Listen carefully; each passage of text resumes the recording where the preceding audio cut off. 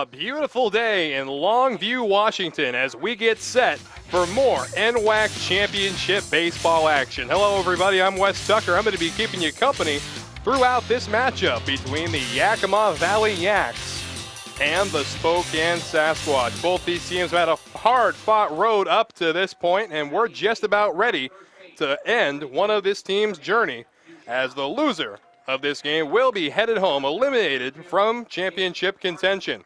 But until then, we still have a lot to do.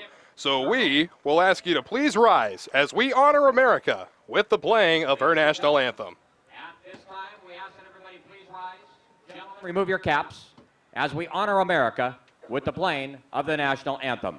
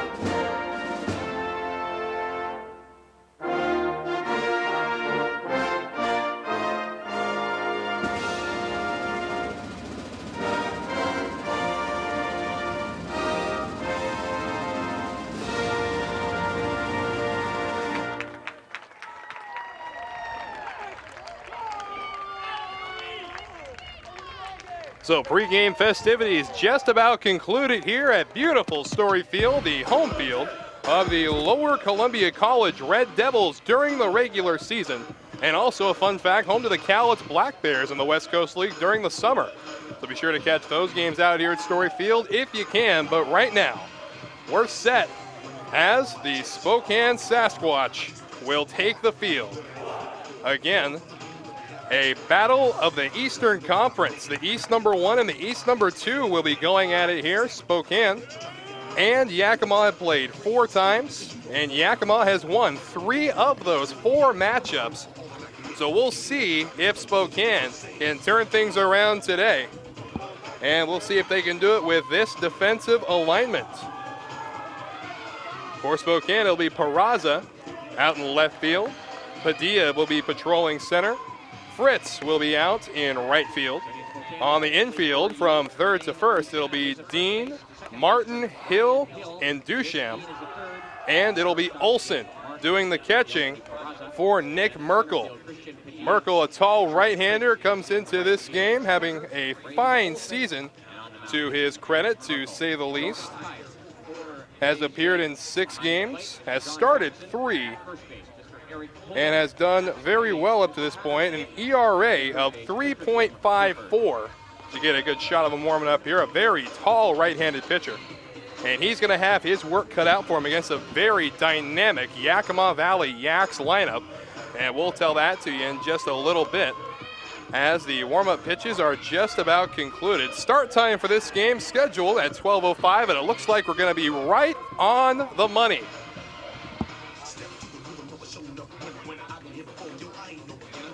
And you get a look at Olson. The throwdown is complete, and we're about ready for NWAC baseball. Again, live here on the NWAC Sports Network. You can catch all of the archive games from this tournament as well as past tournaments on the Northwestern Athletic Conference YouTube channel. As our first hitter is making his way to the dish in the form of Cole McKenzie, the center fielder for Yakima.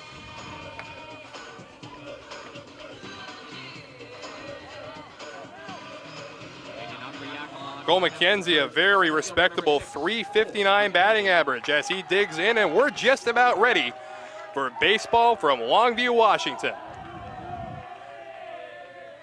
Into the windup goes Merkel. And the first pitch is going to be taken right down Broadway, called strike 1. Gang, perfect start time at 12:05. Weather is a balmy 68 degrees in Longview. As the second pitch will miss downstairs, 1-1.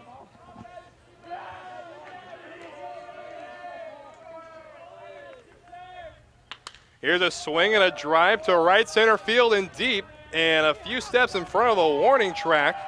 It's going to be Fritz. He'll put it away for out number 1.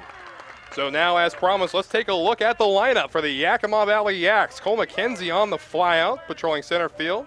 Tanner Parker, Johnny Sage will hit in the 3-hole. The designated hitter, Zach Inskeep. Tyler Detloff in right field. Bryce Beck. Kyle Harvey patrolling the hot corner. Jake Kershaw and Tyler Nixon rounds things out as the first pitch is bounced foul down the first baseline to Tanner Parker, the shortstop.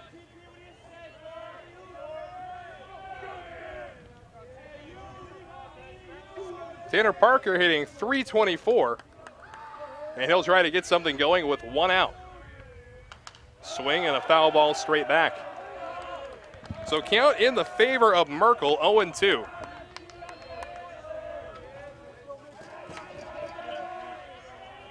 And Merkel had 3 starts over the course of the season, making a very important one here for Spokane. This one's on the ground to short. It's going to be played by Martin. Throw across into Dusham is in plenty of time, and there are 2 away. So a good old-fashioned 6-3 putout, and that's going to bring up the left fielder, Johnny Sage. Sage also a very respectable average at .381. Collected a total of 69 hits during the regular season. First offering from Merkel is well outside, ball 1.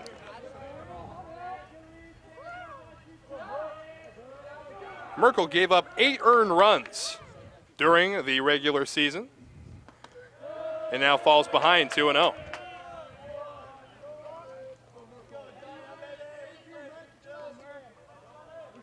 Parker did manage to put a long ball onto his record sheet in the season as he'll take strike 1 on the outside corner.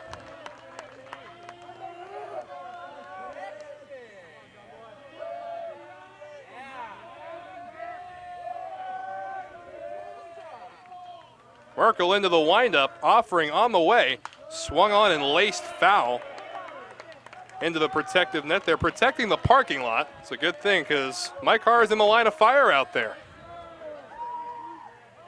Deuces are wild here in the top of the first inning. 2-2 with 2 away. Up and out, count will run full. Waiting on deck is the designated hitter, Zach Inskeep.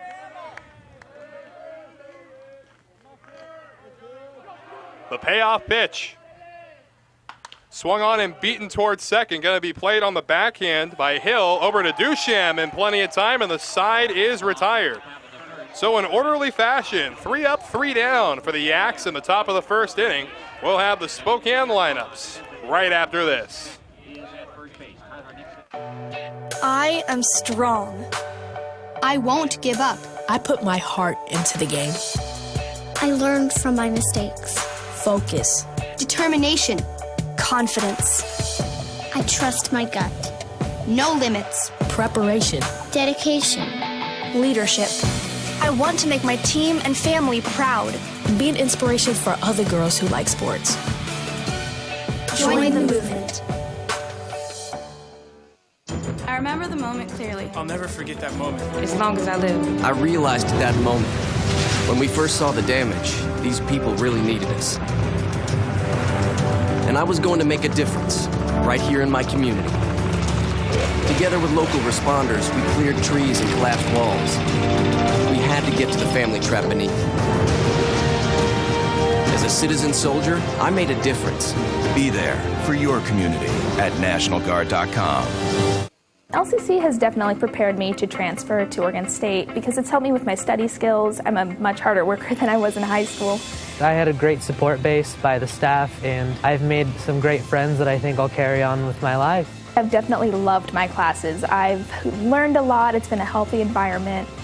Don't be afraid to branch out. The people here are awesome. I'm going to be in it for a while, but down the road I'll be finishing up and be ready to join the workforce.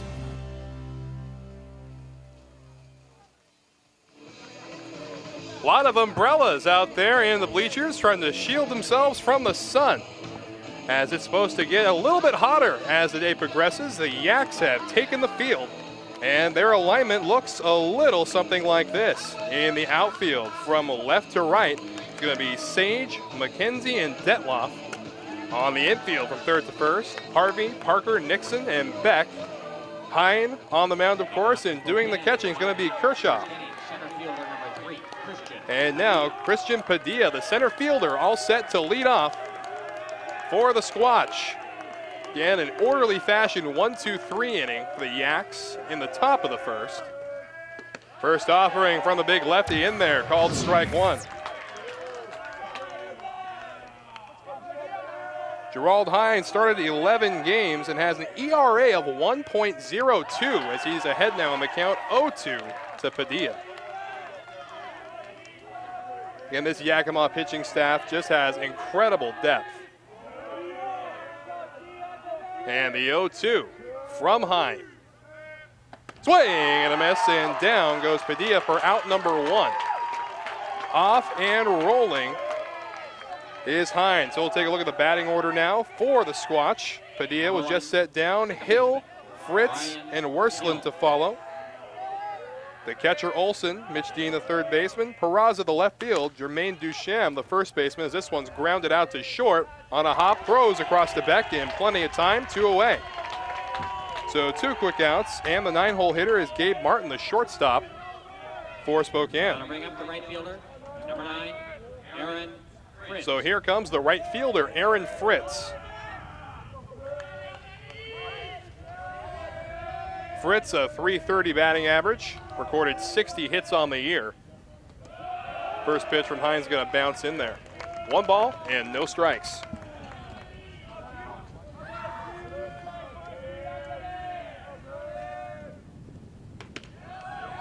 And just outside, 2-0. Great pitch just off the corner, however, says home plate umpire John Jackson. The 2-0. Inside 3-0. The rest of the umpiring crew. First base is Eric Holden. Tyler Schmidt out at second. And Jim Clippard is patrolling third. The 3-0 offering is going to be in there, called strike one. Very fast working left-hander is Hine. The wind-up he goes. Swing and a miss. Boy, a big hack to say the least from the ever-dangerous Fritz. So we'll have a 3-2 count, 2 away here in the home half of the first inning.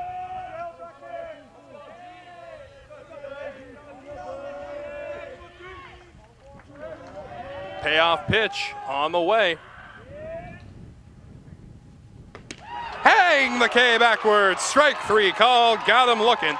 And the side is retired in order. No runs, no hits, no errors, and no one left on base. We played 1 complete.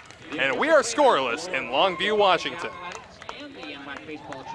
I'm Danny Horton, and I'm an S2CU member. The windstorm of 2015, who doesn't remember that? They had no power, were the heaters, the horse drop was a 600-pound block of ice. S2CU stepped up. I went straight down.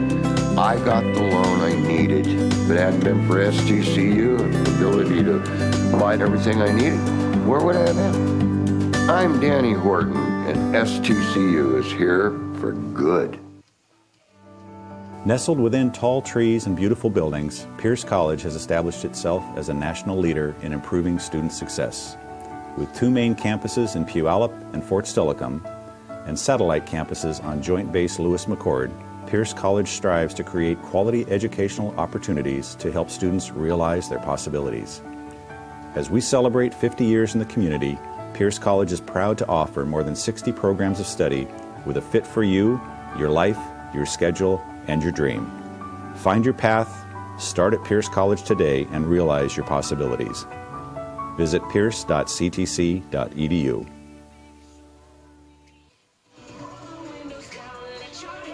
And we welcome you back to beautiful Story Field as we welcome you to the 2018 NWAC Baseball Championships. We're about to get things off and rolling again A scoreless first frame, some great pitching by both Merkel and Hine, as Merkel will make his way back out to the mound, and he'll do battle with the 4, 5, and 6 hitters for the Yaks.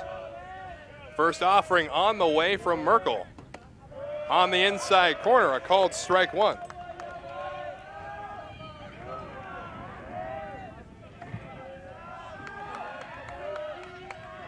And here comes the 0-1.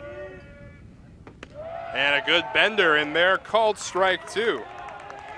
Again, this is the designated hitter, Zach Inskeep.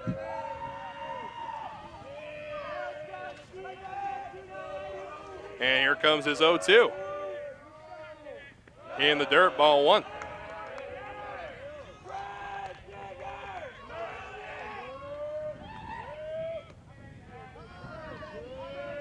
Inskeep had a very fine season, hitting .397, 69 hits. And now evens up the count. Good patience, 2-2. Got ahead with a fastball, then dropped a curveball in there to make it 0-2. Since has missed with 2 fastballs. The 2-2. Swing and a ground ball to second base. Hill picks it up right in front of him, throws across to Duchan. Plenty of time, 1 away. He's going to bring up the right fielder, Tyler Detloff. Number 13, Yakima right fielder, Tyler Detloff. Detloff, very respectable, .352 with 51 hits. Had 1 home run during the season and takes a called strike 1.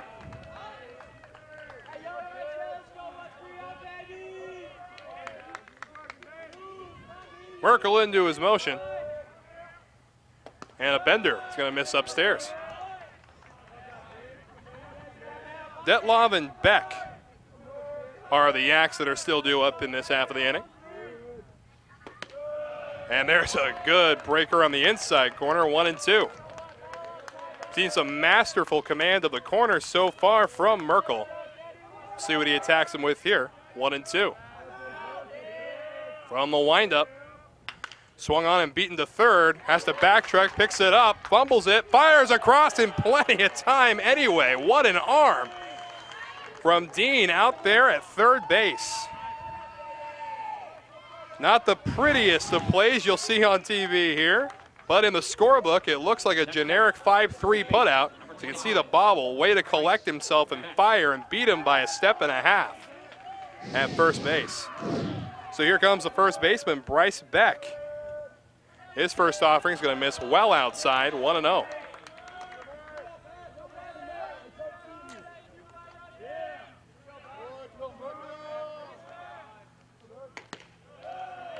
Just a little further inside, however, and 1-1 the count. Should we get that far, the third baseman, Kyle Harvey, waits on deck. The 1-1 from Merkel. Big swing and a miss. Strike 2.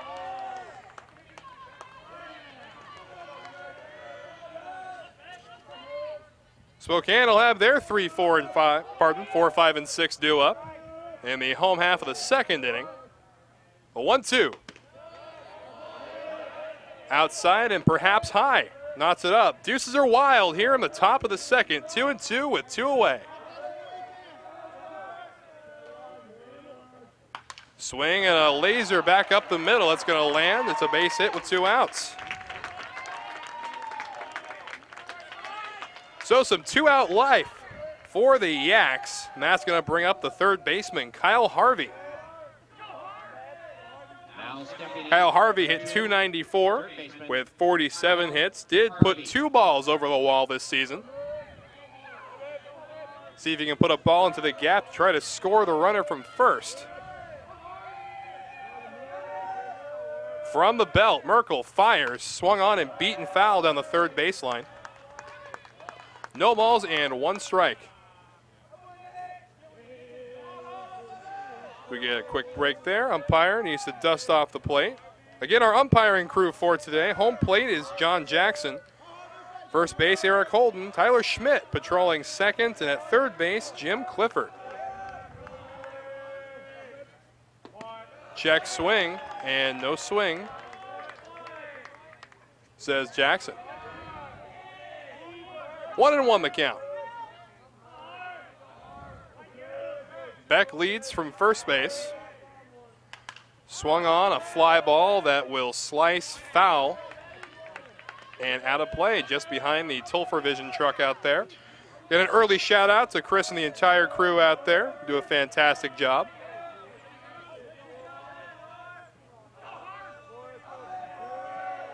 The 1-2 offering. Curveball hit into the hole for another base hit.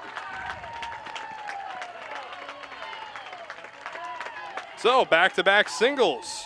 So perhaps some 2-out magic in the offing as Kirchhoff will step his way to the plate. Jake Kirchhoff, the catcher. Jake Kirchhoff. He'll look to scratch across the first run for the Yaks. He'll take strike one at the knees. Should Kirchhoff reach base, Tyler Nixon, the second baseman, would be the hitter. The 0-1 from Merkel. Called strike two on the low out corner. Some great location. As now Merkel's in the driver's seat. And off-speed pitch just outside, 1-2.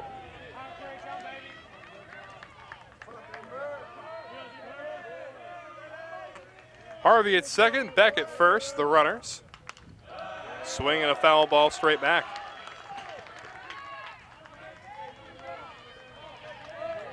Boy, at what point does the rooftop there become a big game of Plinko? Getting back down. The 1-2 offering. Breaking ball fouled off. We'll do it again, 1-2. Beck getting a very aggressive lead out there at second base.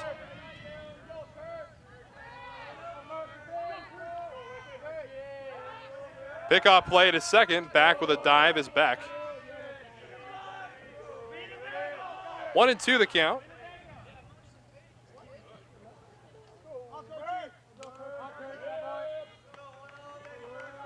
Runners lead, pitch on the way, swing, and here's a fly ball to fairly deep center field. And camping underneath, it's Padilla. That is the final out. So we have played 1.5 frames, and we're still scoreless here in Longview, Washington. Don't go anywhere. Plenty more NWAC baseball after this.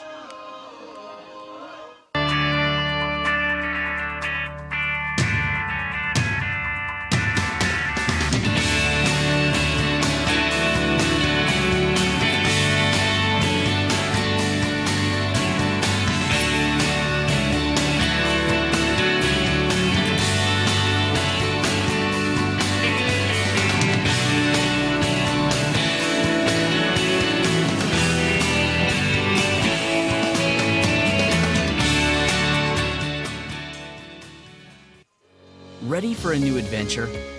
Study at Douglas College in Vancouver, Canada. Take a post-degree program and launch your career, or prepare to study at top Canadian universities. Become eligible for a 3-year work visa with a 2-year program. Choose success. Choose Douglas College.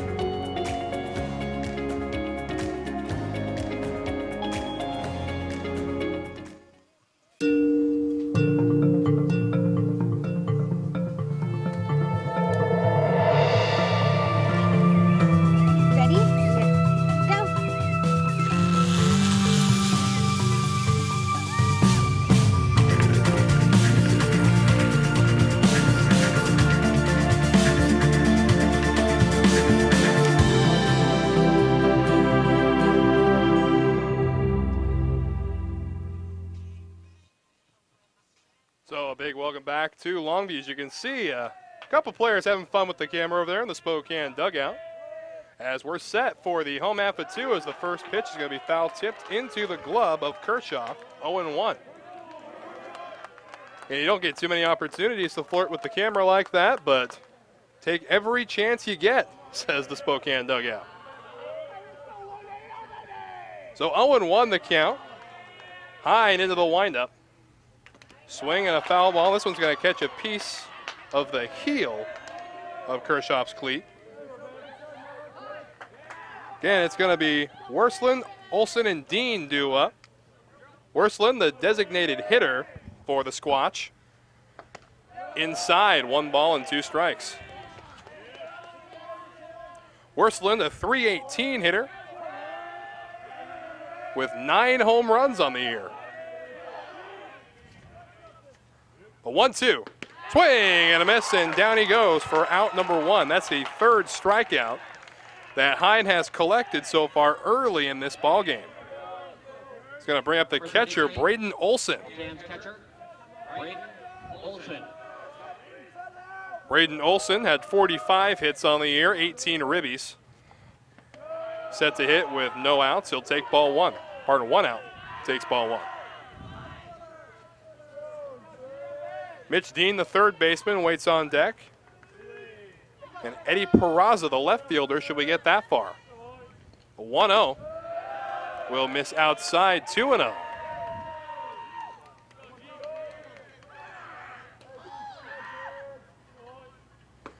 Swing and a miss, 2-1.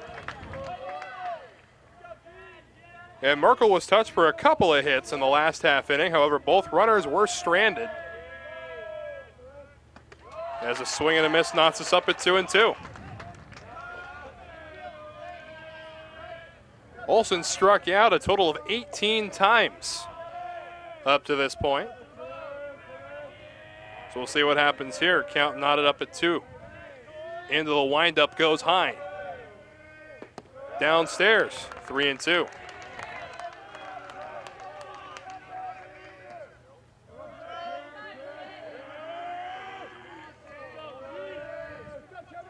And if you missed it, Worsland opened up the inning by fanning. The payoff pitch will be fouled straight back, 3-2.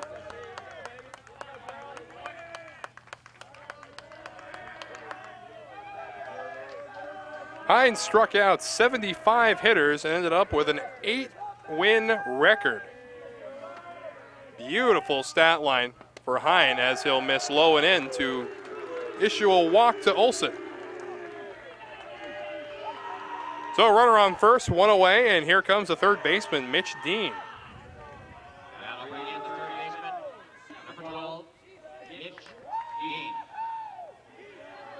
So Dean will dig into the right-handed box, a .280 hitter.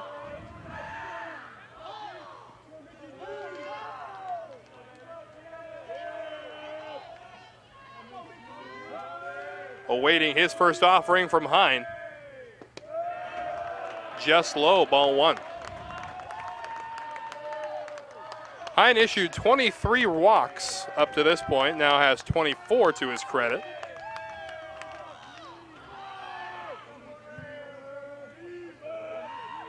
Comes set. In the dirt, runner takes off. The throw down to second is in time. Beautiful recovery and throw from Kershaw. So now 2 away in the inning as we get another look at that. Taking off on a ball in the dirt read, the throw coming in, the tag right there on the numbers before the hand gets to the bag. And that's going to bring a quick little visit to the mound.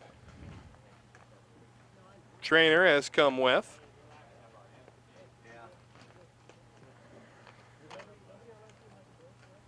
Again, it's a 2-0 count to Dean. There are 2 away in the inning after the caught stealing. And we'll take this time to remind you to check out the NWAC on Facebook, Twitter, Instagram, and YouTube. Also, for the latest in scores, stats, and schedules, and more, visit nwacsports.org. So things continue to develop out there on the hill. We'll give you a quick recap of the inning thus far. Worsland opened up the inning by fanning. Then a walk was issued to Braden Olson on a full count pitch, who was later caught stealing, trying to advance on a ball in the dirt read. Already 3 strikeouts for Hine. It's the training staff currently giving him a look over on the mound.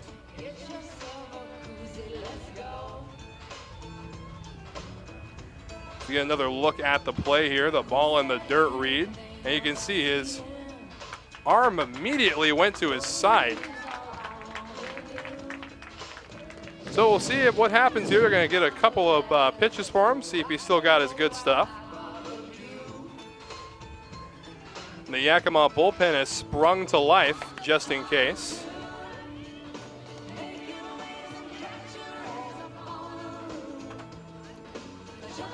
Again, Hine has had a fantastic season. An 8-0 record, has also recorded a save to his credit. So it looks like he's okay to keep going. The count is 2-0 to the Spokane third baseman, Mitch Dean. 2 away in the inning. Into the windup goes Hine. Swing and a high pop-up. The shallow left center, calling for it is Sage, and the side is retired. So another 1-2-3, no runs, no hits, no errors, no one left on. We go to the third inning. It's still a 0-0 game.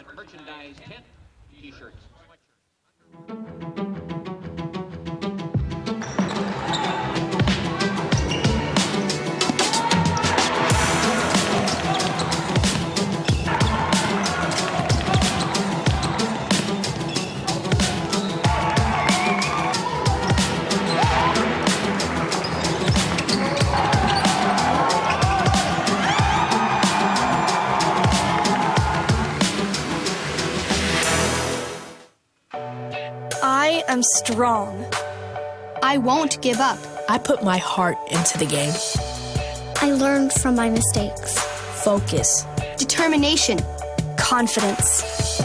I trust my gut. No limits. Preparation. Dedication. Leadership. I want to make my team and family proud.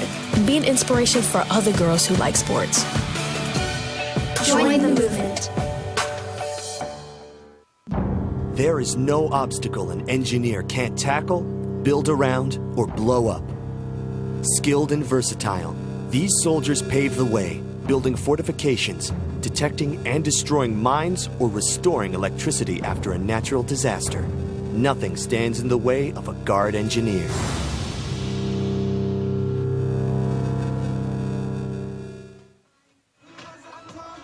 And a big welcome back. As you can see, the bleachers still filling up here at beautiful Story Field in Longview, Washington. Lots of umbrellas out there, some artificial shade.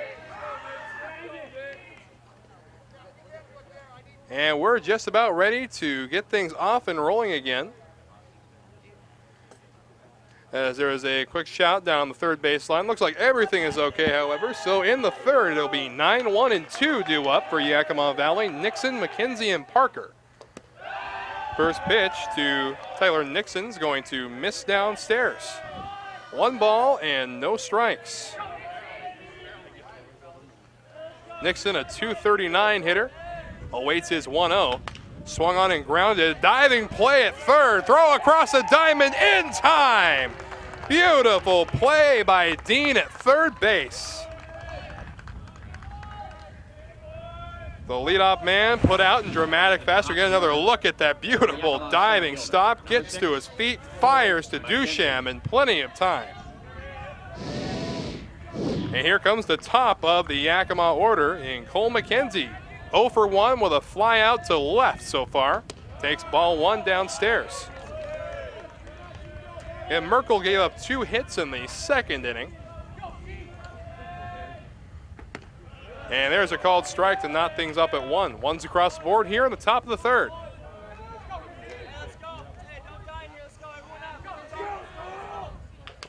Here's a swing and a little cue shot down the third baseline, but foul, says the home plate umpire, John Jackson. Must have caught a piece of his foot as it left the batter's box.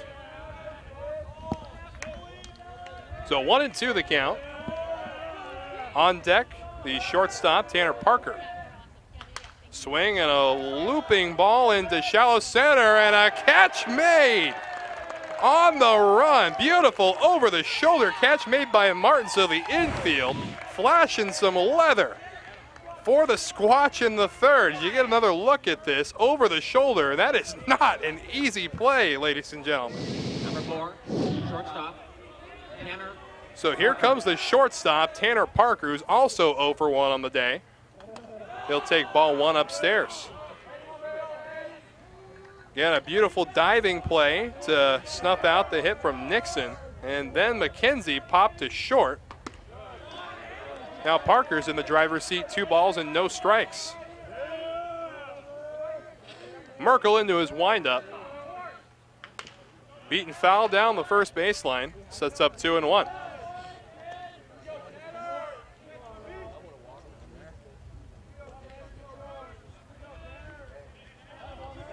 Merkel has yet to strike out a hitter as he goes into his windup, the 2-1. Swing and a line drive caught by the second baseman Hill.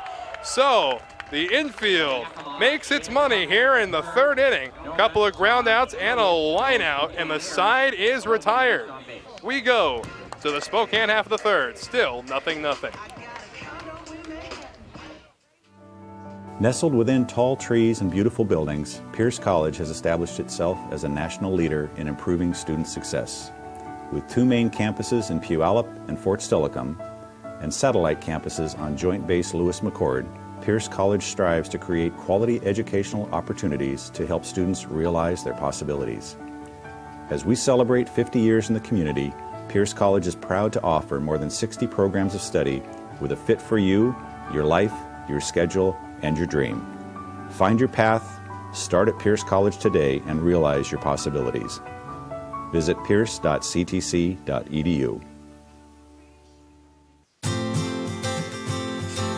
The first day of school is kind of scary. You don't know your teachers yet or who your friends will be. But school is really important. It's how you learn things and grow. Okay, I'm ready. You're gonna do great, Mommy.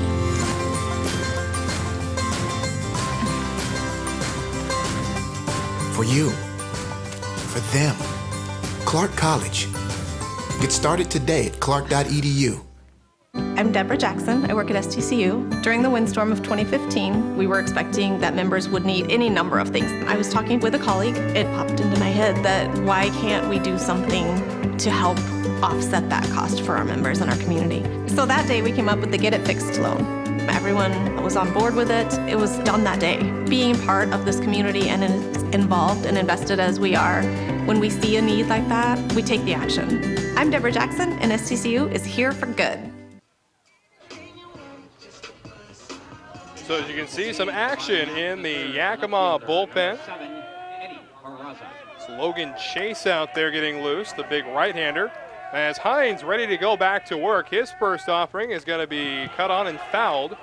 Little check swing action there from Eddie Peraza. It's the 7, 8, and 9 due up for Spokane. Good breaking ball, misses low and in. 1 apiece. Peraza, Dusham, and Martin due up in this half inning. Downstairs, 2-1.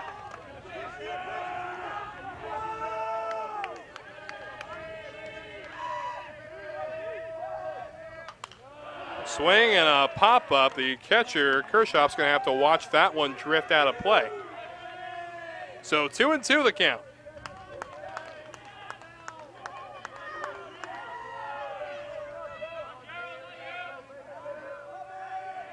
Into the windup goes Hine, the 2-2. Breaking ball beaten to short. It's going to be played by Parker. Parker fires across to Becken. Plenty of time, 1 away. So a good old-fashioned 6-3 putout to begin things here in the home half of the third, as we've yet to scratch a number into the score columns for each team. So here comes Jermaine Dusham. He swings the first pitch and sends it straight up to the heavens. Kirchhoff chasing it, but it will go out of play. So 0-1 the count to Dusham.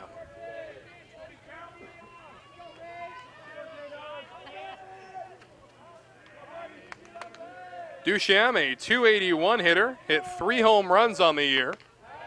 now finds himself behind 0-2 on the fastball outside corner.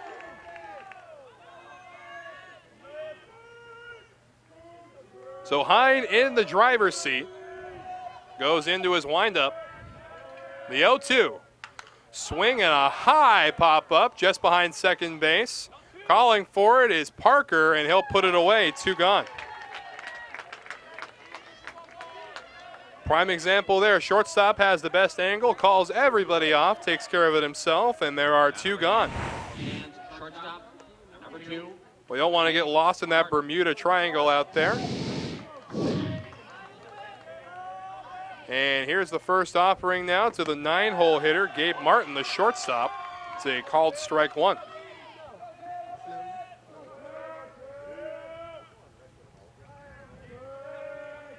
The 0-1.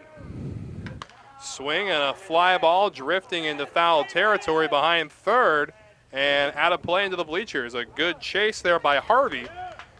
But unless he has got rockets in his cleats, he's not going to be able to jump high enough to get to that one.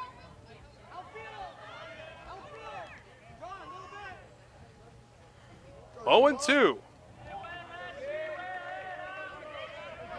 Hine wants to get in the driver's seat. Hasn't felt much pressure at all so far.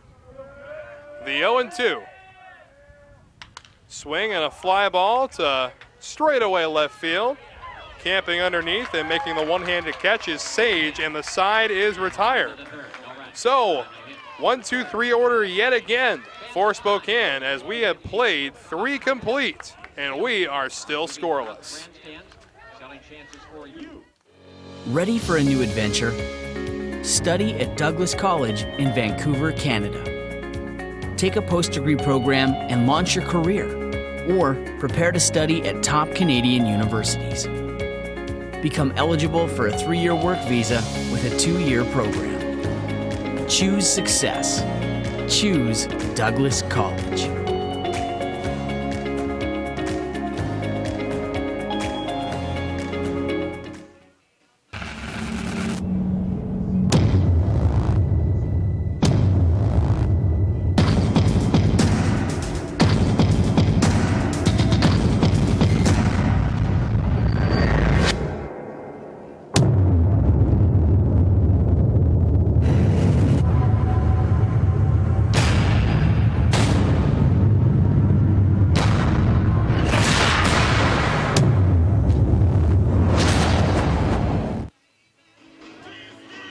So everybody wondering, how do you get prime seats like that at Story Field for the 2018 championships? I hear there's a wait list for it, so get your name on it now for 2019.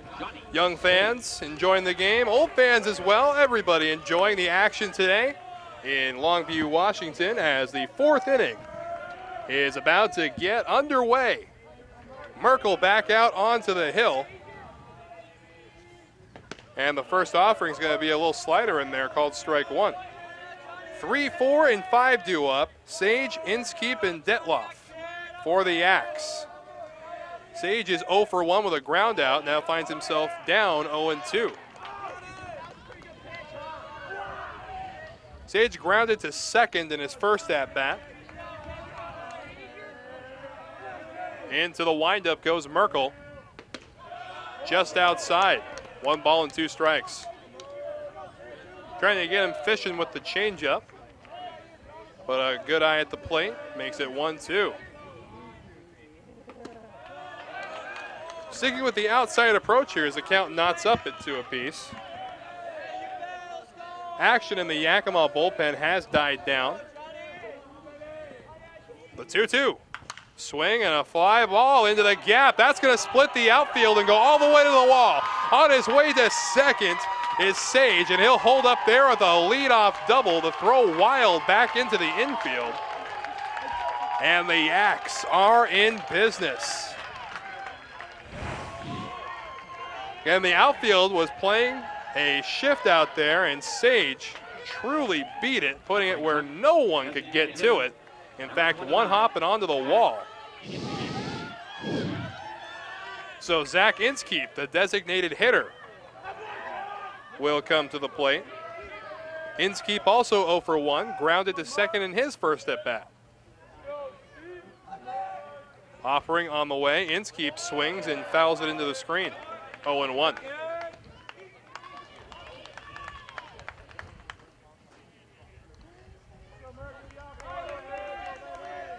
Sage had 22 doubles on the year, so he led off with his 23rd. Here in this elimination game, again, the loser of this game will go home. The winner will face either Edmonds or Lower Columbia College tomorrow. That game slated to start at 12:05. Hope to have you on board for that broadcast.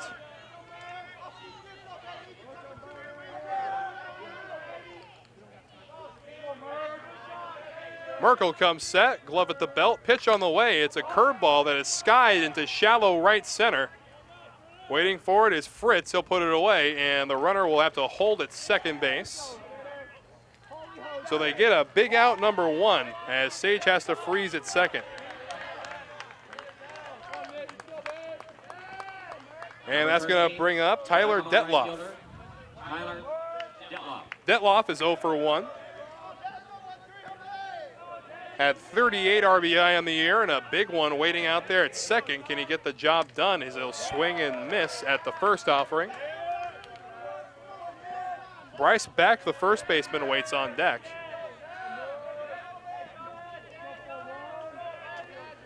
Set at the belt, pitch on the way, swung on and fouled off and way out of play to the right side.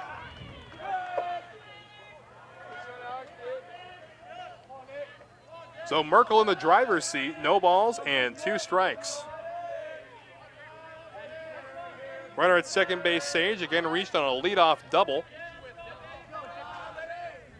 Ground ball up the middle, base hit. They're gonna wave Sage around third. He'll score easily on his way around first, but he'll take a hard cut and go back. It's an RBI single for Tyler Detloff.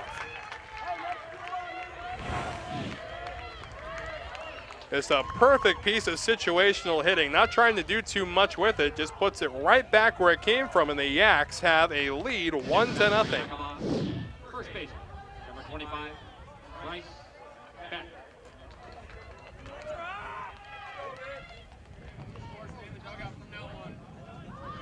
So 1 away, runner at first, 1 run across for the Yaks.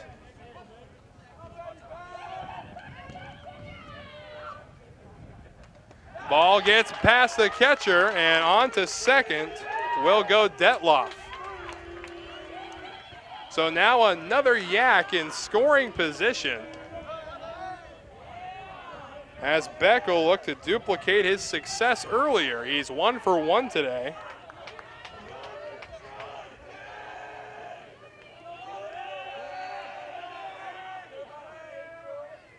Pitch on the way, swung on, and that's a fair ball down the first baseline. A run is going to score. On his way to second is Beck, and he'll coast it in. No, he's on his way to third. The ball's bumbled in right field.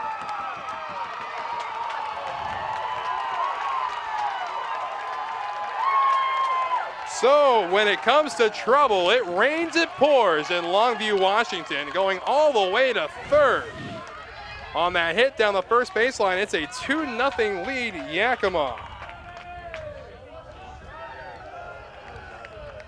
Now stepping in, number 2, Yakima's first baseman, Kyle Harvey. So here comes Kyle Harvey, the third baseman for the Yaks. Infield drawn in. First pitch is going to miss just inside, 1-0. Tries to start him off with a front door breaking ball to no avail.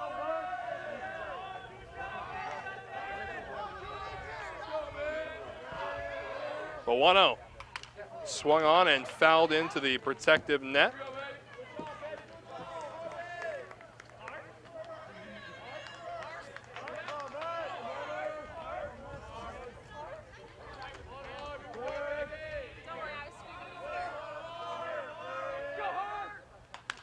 Here's a swing and another foul ball, so we'll do it again. 1-2.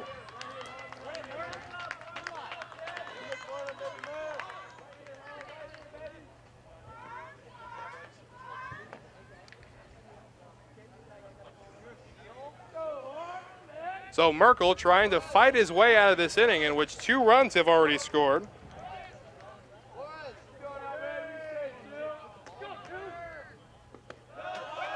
Downstairs.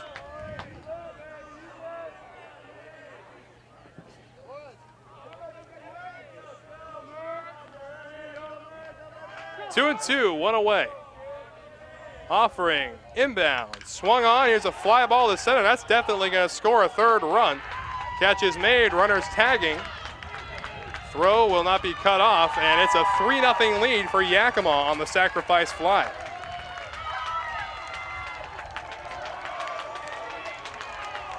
So there are 2 away in the inning, but Yakima has put up a 3 spot.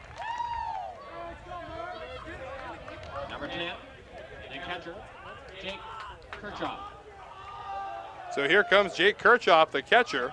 He'll hit with 2 away, no one on base. 3 runs already home.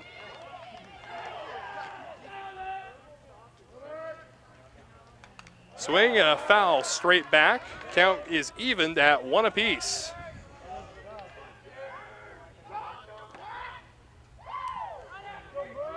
Again, a couple of extra base hits, a single in the inning, as well as a sacrifice fly, have plated 3 runs. So all smiles in that Yakima dugout. The 2-1 from Merkel. Breaking ball that is fouled away. 2 and 2. Deuces are wild here in the top of the 4th inning. 2 and 2 with 2 outs. Swing and a miss, and down goes Kirchhoff for the final out of the 4th inning, and the bleeding is stopped as 3 runs score. We have played 3.5, and Yakima has the early advantage, 3-0. I am strong. I won't give up. I put my heart into the game. I learned from my mistakes. Focus. Determination. Confidence. I trust my gut. No limits. Preparation. Dedication. Leadership. I want to make my team and family proud. Be an inspiration for other girls who like sports. Join the movement.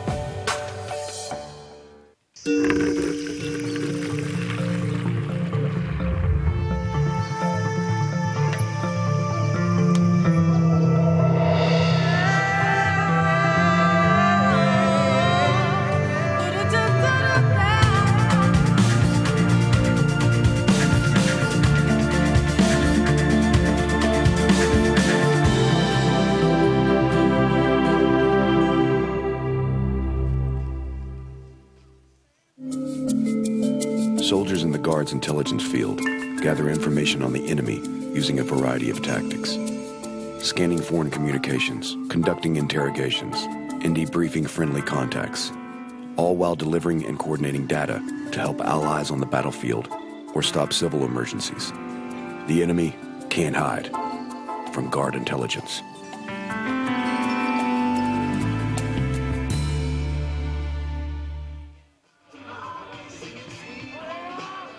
So a good look out there at the grub being prepared for the fan base. Looks good out there. Kind of wish the broadcast booth was down the left field line all of a sudden as we rejoin the action. A pitch that'll miss inside, ball 1. Hine back on the hill as the top of the order presents itself for Spokane. Padilla, Hill, and Fritz due up. Well, 1, 2, and 3 as Padilla skies this one into shallow right field. Calling for it is Detloff, and he'll put it away easily, 1 gone. So again, not much success so far for the Spokane Sasquatch. They've had 9 men come up, 9 men go down. They have had a runner on base. He was caught stealing, however, trying to advance on a pitch in the dirt. As we get a look at the bullpen out there for Spokane, Nick Flesher starts warming up. And the first pitch going to be in there, called strike 1 at the knees. Brian Hill, the second baseman's 0 for 1, grounded to short in the first inning. Inside. 1-1. Time is called at the dish as a ball has found its way into right field from the bullpen.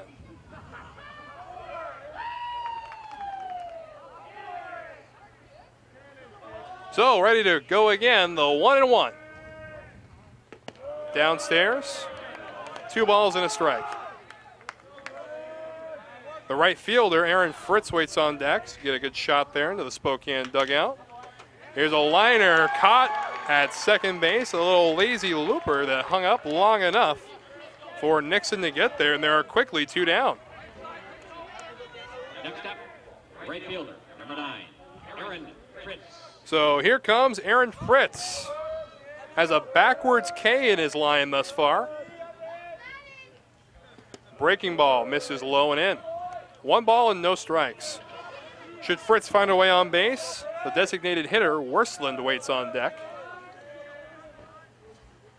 Breaking ball inside, and that got a piece of the pants, says home plate umpire John Jackson. So a hit by pitch will put a runner on first. So the runner at first, Worsland, will hit. 0 for 1 with a strikeout to call his own thus far. Number 18, Isaac Worsland.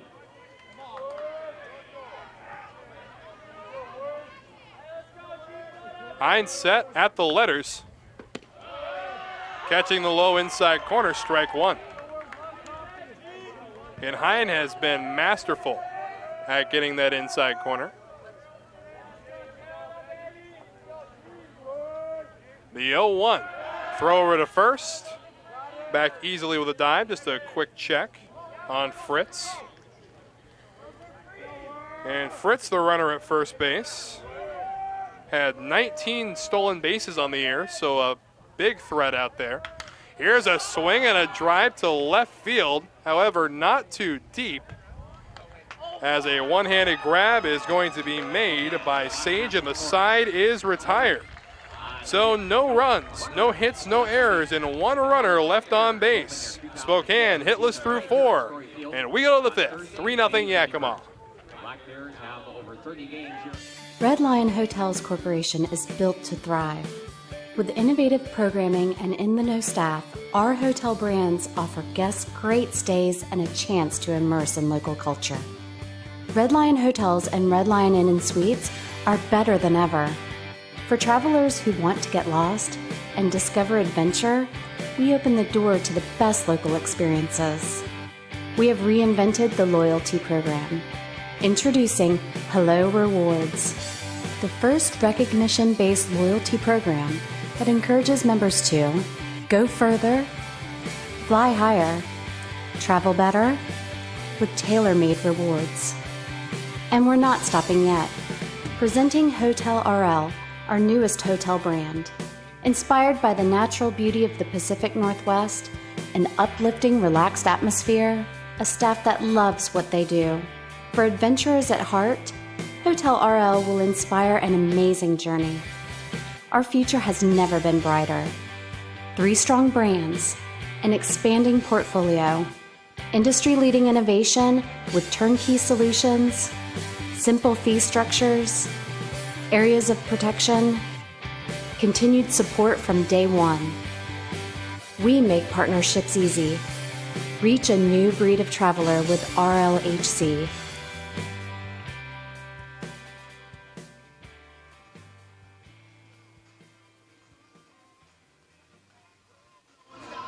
So a quick pitching change here at Story Field as Nick Flesher will make his way to the bump. He'll take over for Merkel. Flesher was the first starter for Spokane. Now he finds his way into the 5th inning, his team trailing by 3 runs. As now we're going to have a little conversation on the mound between home plate umpire John Jackson and Flesher.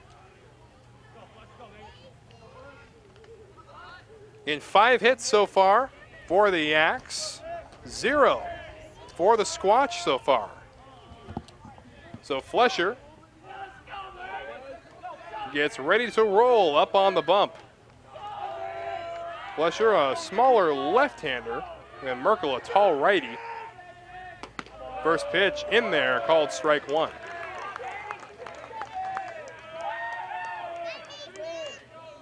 Flesher in his first appearance went 7 2/3 innings, in which he gave up 7 hits, 3 earned runs, walked 1, struck out 4, but also did give up a long ball. So we'll see if he's the key to shutting down the Yaks, as now he's ahead in the count 1-2 on a very aggressive swing from Nixon. 9-1-2 due up for the Yaks, Nixon, McKenzie, and Parker. 1-2 the count. Upstairs, knots it up at 2 apiece.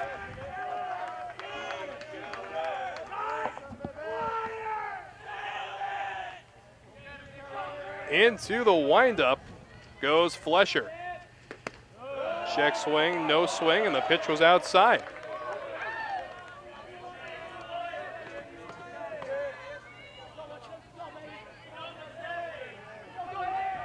So payoff pitch on the way to the Yaks leadoff hitter, swung on and grounded to first. A high hop for Duchamp.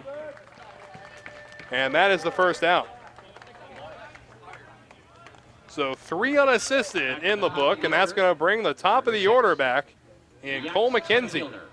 Cole McKenzie. McKenzie's 0 for 2, has flown out to left field and popped out to shortstop. We'll see if his fortune changes here in his third at bat. Low and in, ball 1.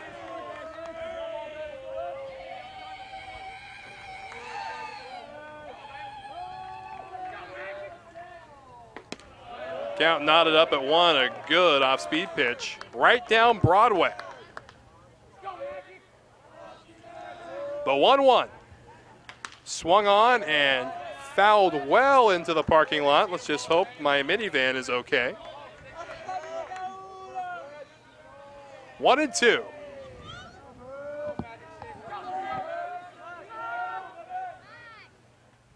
Swing and a high fly ball to fairly deep right field. Fritz with the one-handed grab, and there are 2 gone.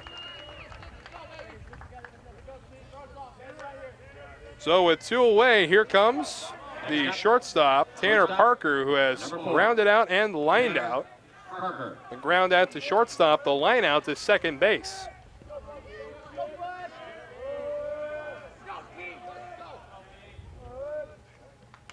Swinging at the first pitch, he'll foul it straight back. No balls and 1 strike.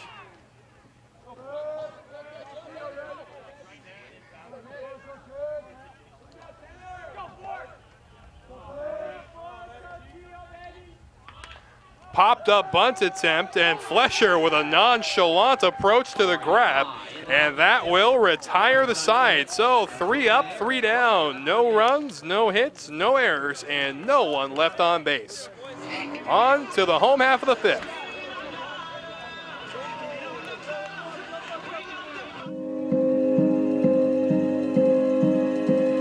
Medical specialists in the Guard are skilled in CPR, field triage, and emergency life support.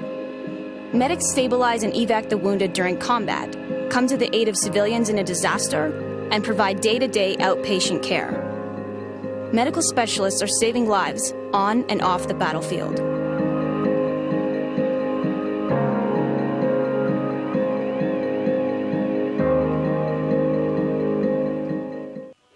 Ready for a new adventure? Study at Douglas College in Vancouver, Canada. Take a post-degree program and launch your career, or prepare to study at top Canadian universities. Become eligible for a 3-year work visa with a 2-year program. Choose success. Choose Douglas College.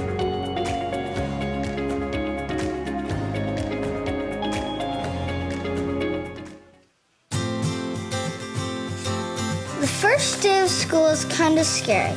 You don't know your teachers yet or who your friends will be. But school is really important. It's how you learn things and grow. Okay, I'm ready. You're gonna do great, Mommy.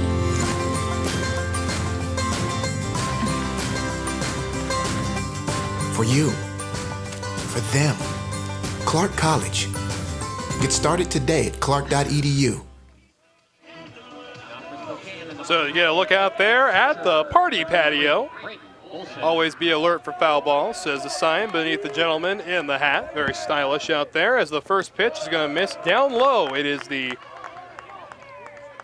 5, 6, and 7 hitters due up. Olson, Dean, and Peraza. As the count goes to 2-0. Hines still out there, the left-handed workhorse on the mound. Comes back into the count, 2-1.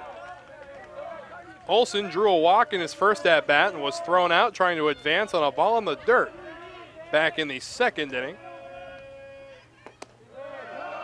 Finds himself ahead in the count now, 3-1. Spokane's had a couple of base runners. Here's a swing and a drive to left, and that's going to die right in front of the left fielder, so it took until the 5th inning, but Spokane is finally in the hit column. Leadoff single from Olson will bring up the third baseman, Mitch Dean. Next up for Spokane, number 12, third baseman, Mitch Dean on the day is 0 for 1 with a flyout.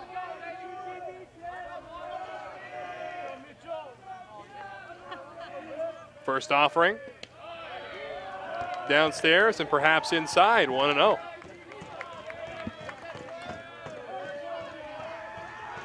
And Lower Columbia College takes on Edmonds a little later today. Hope to have you on board for that broadcast.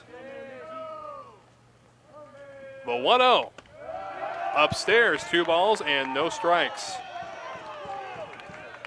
The left fielder, Eddie Peraza, waiting on deck to get a shot into the Yakima bullpen. No one up and throwing at the moment. And there's a called strike on the inside corner, 2-1. And the starter for Spokane, Nick Merkel, checked out early. Nick Flesher took over, the left-hander who pitched in the first game Spokane had in this tournament. Quick check in at first, back with a dive is Olson.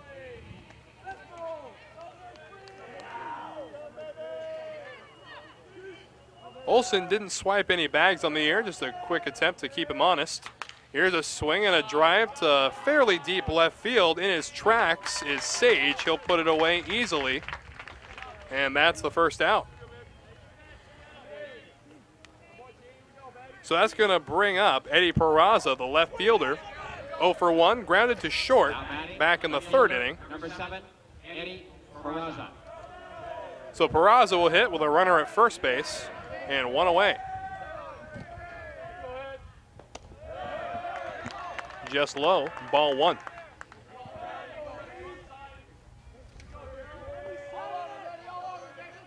Peraza, a .230 hitter, accumulated 20 hits over the course of the season. Now finds himself ahead in the count, 2-0. Jermaine Ducham waiting on deck.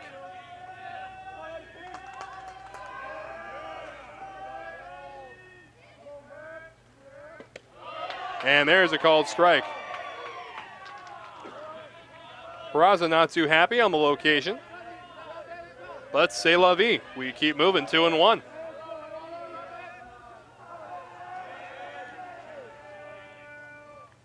Swung on and a fly ball to straightaway center field. Shielding the sun with his glove is McKenzie, and he'll put it away for out number 2. So 2 gone, and here comes Ducham. Now stepping in for the Sasquatch, number 42, their first baseman, Jermaine Ducham. Ducham sporting the number 42. You don't see too many players sporting that number anymore at any level. But we've got one here. First pitch misses inside, 1 ball and no strikes. Ducham popped out to the shortstop in his first at bat. Count knots up at 1.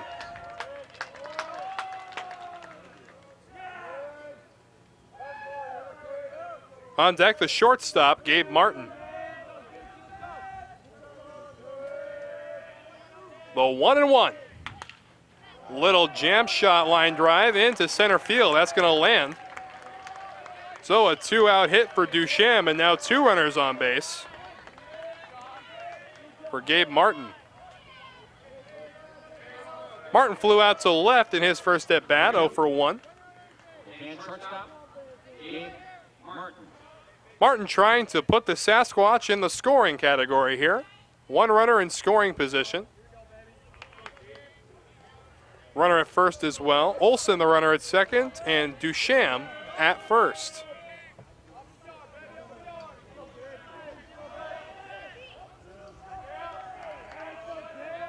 And this is the most pressure that Hine has felt up to this point. He's been pitching very well. Has held the Squatch to just a couple of hits.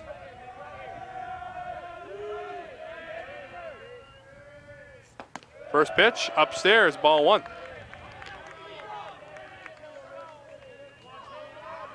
Get a good look at our scoreboard there. A lot of zeros in the home row, so they're hoping to break through here to answer that 3 spot in the guest. The 1-0, called strike 1.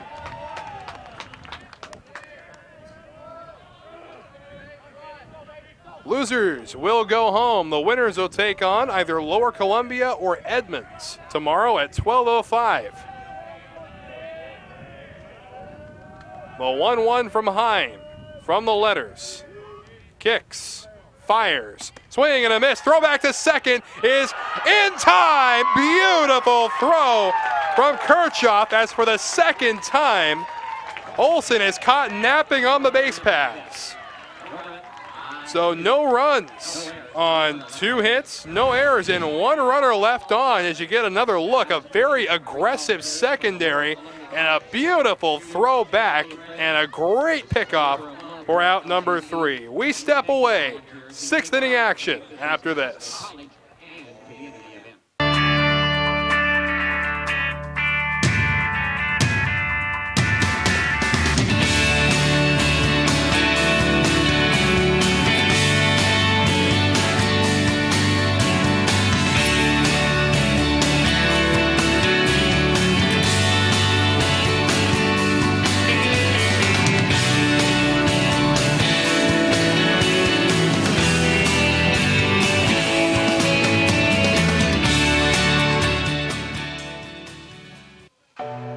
I am strong. I won't give up. I put my heart into the game. I learned from my mistakes. Focus. Determination. Confidence. I trust my gut. No limits. Preparation. Dedication. Leadership. I want to make my team and family proud. Be an inspiration for other girls who like sports. Join the movement.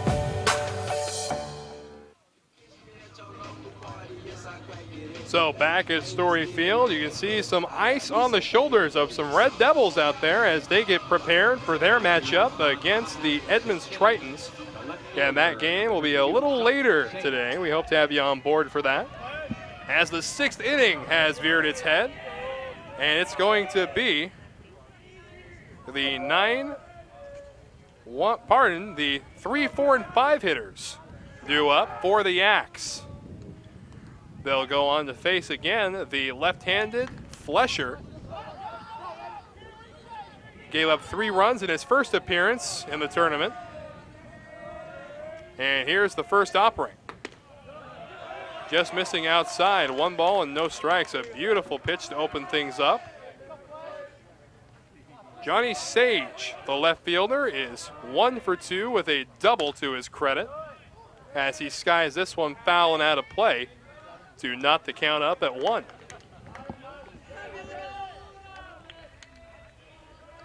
And Spokane was threatening with a couple runners on base, but a fantastic throw from Kirchhoff, the catcher, able to snuff out any potential scoring in the home half of the 5th inning.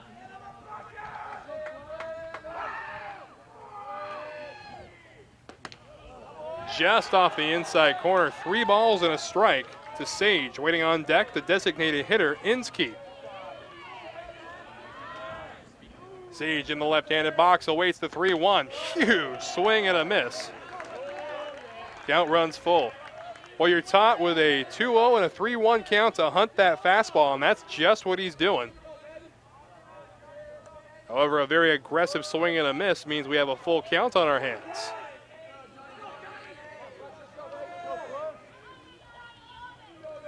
The payoff pitch on the way.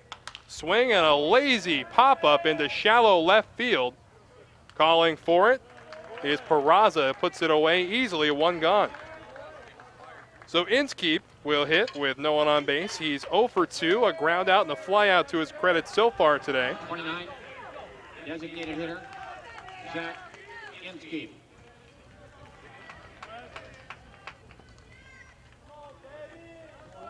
So Inskeep settles in. Here comes Flesher. Outside, ball one. Inskeep, a .397 hitter. Ended up with 4 long balls on the year as he takes a strike on the outside corner.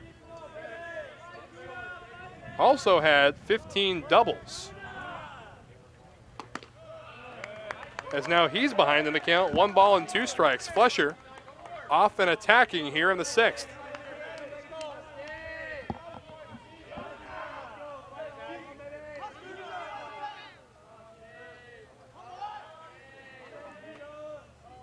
The 1-2, upstairs, 2-2. Again, as mentioned, Flesher in his last outing gave up 3 earned runs. Also surrendered a long ball. Swing and a jam shot foul out of play. After Inskeep will be the right fielder, Detloff. Yakima looking to pad their lead here as the game is ending its adolescence. Count remains 2-2. A good fight being put up by Inskeep. Grounded to second in the 2nd inning and flew out to right in the 4th. Swung on and beaten foul. Fielded by Flesher, fires to first in plenty of time. And that is out number 2. So a little 1-3 on the put out. Yeah, it looked like he may have tripped a little bit, Inskeep, on his way out of the batter's box, making it a very easy play. And normally that's a play that the pitcher is going to rush and end up rocketing the ball into the bleachers. But cool, calm, and collected is Flesher, and there are 2 away. So 2 gone, and here comes Detloff. And there's a called strike 1. Detloff today is 1 for 2. Has an RBI single to his credit. Has also grounded out to third. Swing and a foul ball. Count goes to 0-2.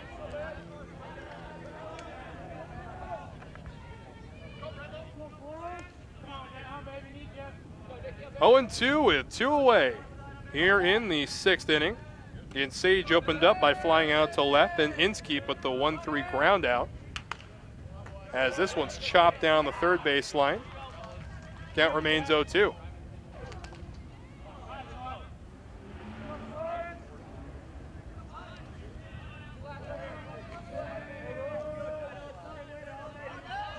So into the windup goes Flesher. The 0-2 offering inside. Trying to tie him up with a slider that starts in and breaks further in. Instead, the count goes 1-2. Swing and a laser beam foul and out of play. 1-2. Boy, I bet you the staff here at Lower Columbia College very grateful for these nets placed around the home plate area and the foul area as well. Could foresee a lot of broken windshields without them here. Here's a swing and a miss. Strike 3, tag applied, and the side is retired. So the Yaks are stymied here in the 6th. So we'll see if Spokane can ride this momentum to some scoring in the home half after this. My name is John Archuleta, and I'm a loan service bankruptcy officer with STCU. I help members that are struggling with their financial obligations. A lot of times people feel as if they're not good enough. Their finances are telling them that they should have known better. Our goal really is the financial health and well-being of the member. We are our members. Our members are us. We don't have investors here. We're not protecting the investor's bottom line. No matter what's going on, we're dealing with people's lives. I'm John Archuleta, and STCU is here for good.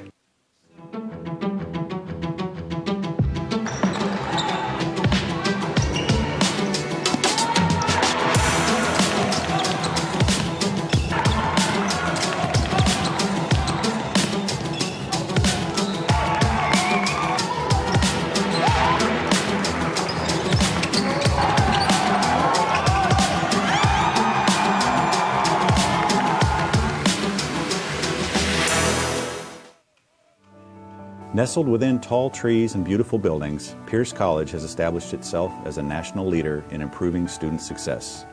With 2 main campuses in Puyallup and Fort Steilacoom, and satellite campuses on Joint Base Lewis-McChord, Pierce College strives to create quality educational opportunities to help students realize their possibilities. As we celebrate 50 years in the community, Pierce College is proud to offer more than 60 programs of study with a fit for you, your life, your schedule, and your dream. Find your path, start at Pierce College today, and realize your possibilities. Visit pierce.ctc.edu. So you see some catch going on there. Wow, good heater, kid. As the first pitch is going to miss for ball 1 as we're underway in the home half of the 6th inning. Is the shortstop, Gabe Martin, showing bunt, pulling back, and that one goes off of the catcher's little knee pad there. So pitch on the way, bunt shown again, pulls back, takes a ball. 3-0 the count. The 3-0 pitch. Outside, ball 4, so a 4-pitch walk to Martin to open things up in the Spokane 6th.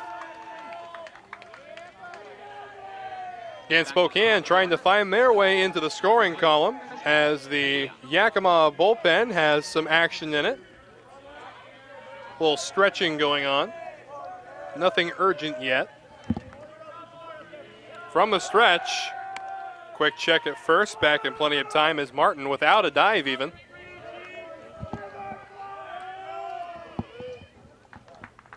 Hine from the stretch, bunt put down. It's going to be fielded and thrown to first, but not in time.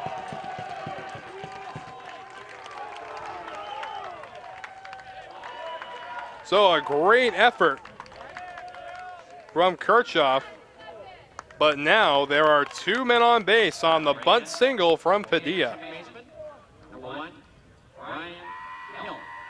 Here comes the second baseman, Brian Hill, who's 0 for 2 today, and now looks like there's a little more action happening in the Yakima pen. Someone's actually up and throwing.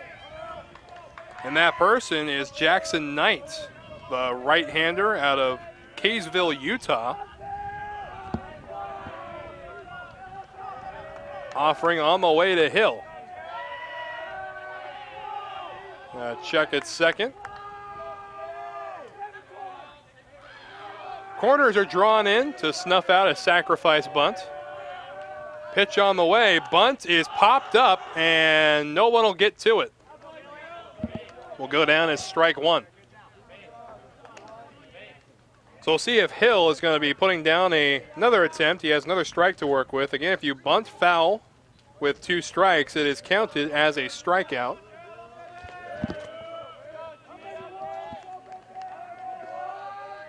Oh, 1 the count. Hine. Pick off to second. And that's through, but not far enough into the outfield for the runners to advance. So 0-1 the count remains. Was a bunt attempt that went foul not 45 seconds ago. Martin at second, Padilla at first. And Hill at the dish. Again, 0 for 2 with a ground out and a line out.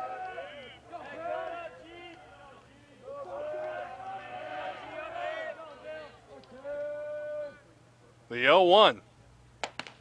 Upstairs, 1-1. Doesn't look like Hill's going to be bunting anymore. But then again, baseball is a game of surprises. We'll see what happens here, 1-1. Hine trying to get out of this jam. No outs, 2 runners on base. Bunt shown, And the bunt's put down the third baseline. It'll be picked up by Hine, and no play. The bases are loaded for Spokane.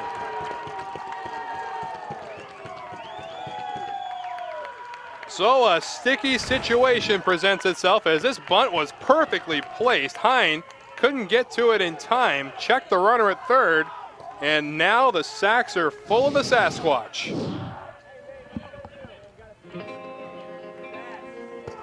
So during this mound visit, we'd like to remind you today's game brought to you by Pierce College. Celebrating 50 years of possibilities realized, Pierce College is here to guide you to student success. With more than 60 programs of study at Pierce College, there's a fit for you, your life, and your schedule, including short-term certificate programs, transfer degrees, and even baccalaureate degrees. Pierce provides flexible degree options to help you on your path, and your pathway is clear at Pierce College. So the conference on the mound coming to a close. The bases are loaded, and here comes the right fielder, Aaron Fritz. And Aaron Fritz had 5 long balls to accompany his 38 RBI on the year. Takes a huge hack at strike one.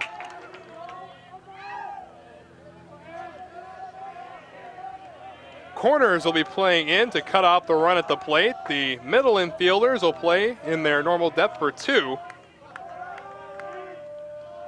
Easily a trade a run for 2-out situation, as now Hine finds himself ahead in the count, 0-2. Fritz is 0 for 1 with a strikeout. Was also hit by a pitch back in the 4th inning.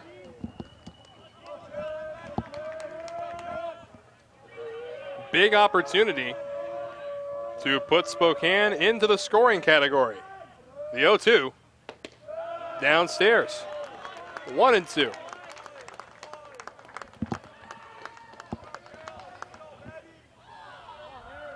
Again, Hine's ERA resting at a cool 1.02.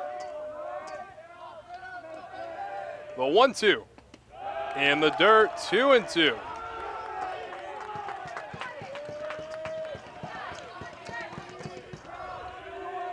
Hine only allowed 7 earned runs all season in his 11 starts, 12 appearances. In the dirt, count goes full, so the plot thickens. 3-2, bases are loaded, no outs in the home half of the 6th inning.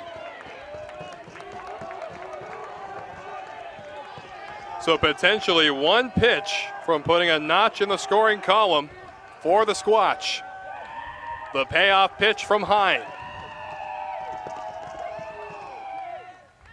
In the dirt, ball 4. So the first run for Spokane comes on a bases loaded walk.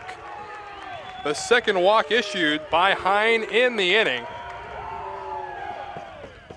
As the action in the Yakima bullpen continues to intensify, as now 2 right-handers are up and tossing.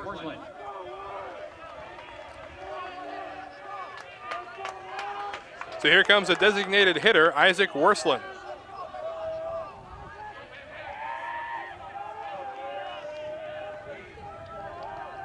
Pitch on the way. Inside, ball 1.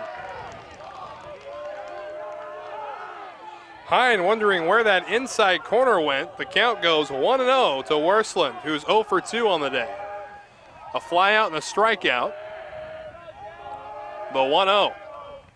Swung on and skied to straightaway center field. Shielding his eyes is McKenzie. He'll put it away for the first out. Throw comes into third. It's going to be close, and he is. There's nobody to make the call there, so he's safe.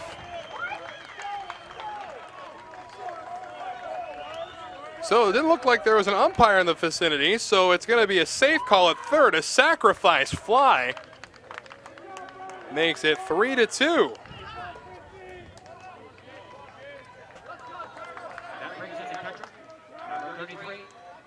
So here comes the catcher, Braden Olson, with 1 away.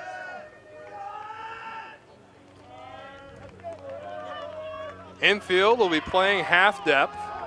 And now a quick conversation on the mound.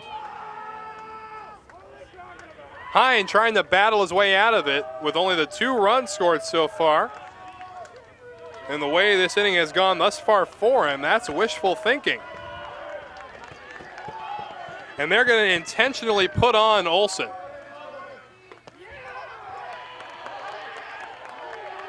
So trying to set up the double play possibility for Dean, who has flown out twice so far.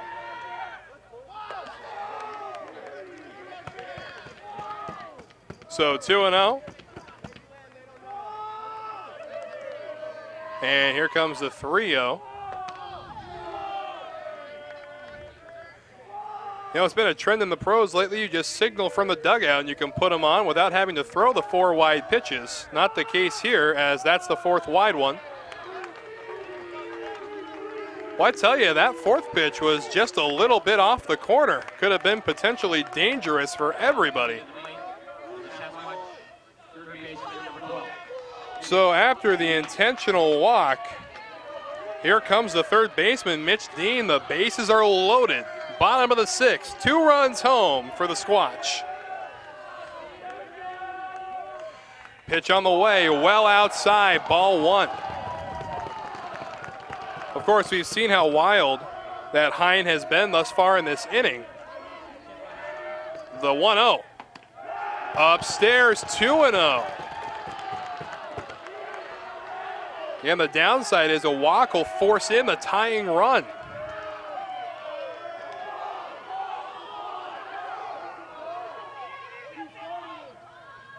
And now some confusion on the want for a balk call.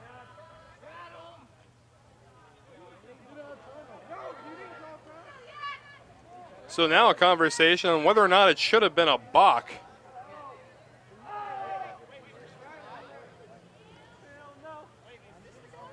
So the conversation continues. It looked like he was starting in the windup and stopped. So we get a look at it here. That is, it looked like he did stop. So now there's going to be a conversation with all the officials. Again, a balk is defined as intentionally trying to deceive the runner, so we'll see what the verdict is between the 4 men in black out there. Again, our umpiring crew, John Jackson, Eric Holden, Tyler Schmidt, and Jim Clifford.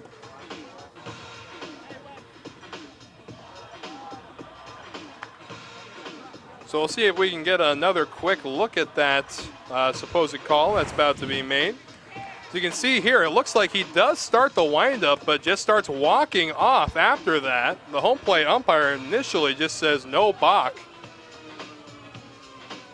So we'll see here at Jackson, looks like he was calling time back behind the dish.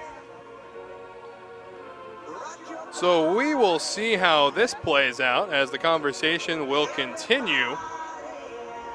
A balk means a run will score, tying the game, so a very crucial junction here.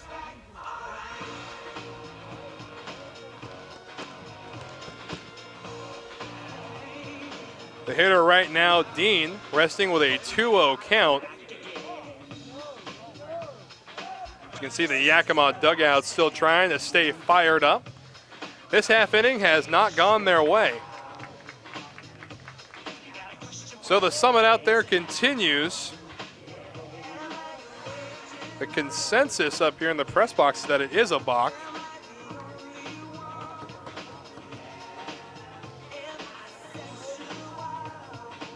And now the Yakima coaching staff's involved. Again, this inning started with a walk, then back-to-back bunt singles, and then a walk issued to Fritz to bring in a run. Then a sacrifice fly by Worsland, and then an intentional base on balls issued to Olsen to reload the bases with 1 away. Was done initially to set up a double play opportunity. But we'll see if it'll come back to bite him here, because there is a 2-0 count to the hitter regardless whether or not this is ruled a balk.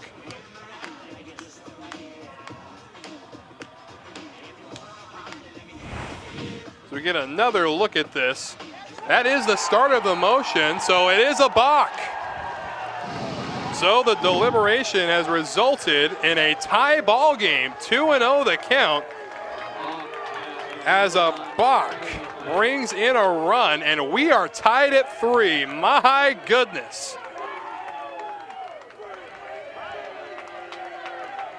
There are a lot of interesting ways to blow a lead, but this one, it's got to be up there. Goodness, 2-0 the count. So we'll see if more damage can be dealt by Mitch Dean. Pitch on the way.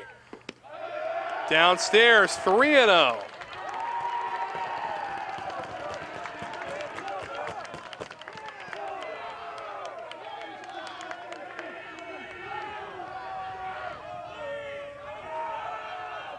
And now time called.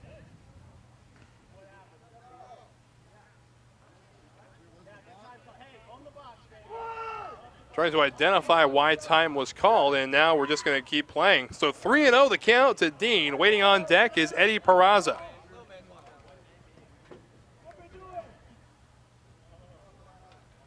And now a conversation again.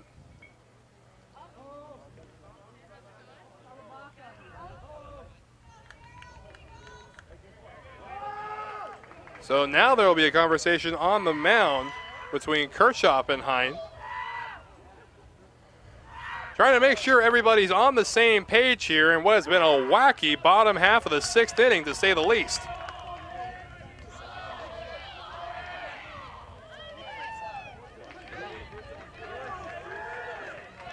So a 3-0 count to Mitch Dean. And there's a called strike. Goes to the batting practice fastball right down the pipe.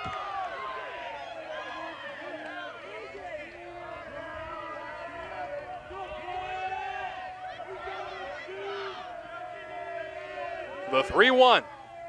Swung on and driven to the right center gap. And it's going to hold up long enough for Detloff. The throw is going to come in to home plate, but nowhere near in time, and Spokane takes the lead.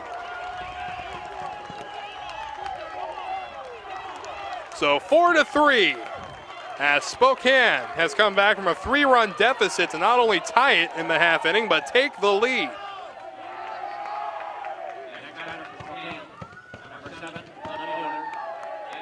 So here comes the left fielder, Eddie Peraza. As you take a look here. Again, it was a strong throw into the plate, but nowhere near in time.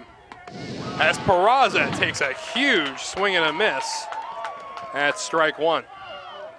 Peraza, the 8th man to bat for Spokane in this half inning.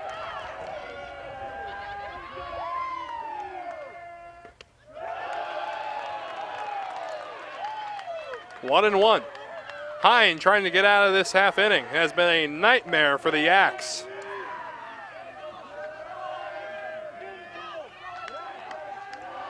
The 1-1. Swing and a pop-up. Calling for it is Hine, and Hine makes the one-handed snag, and the side is finally retired. After 4 runs come across to score, a lot of walks in the inning, and they came back to haunt them. Spokane leads 4-3. We played 6 in Longview.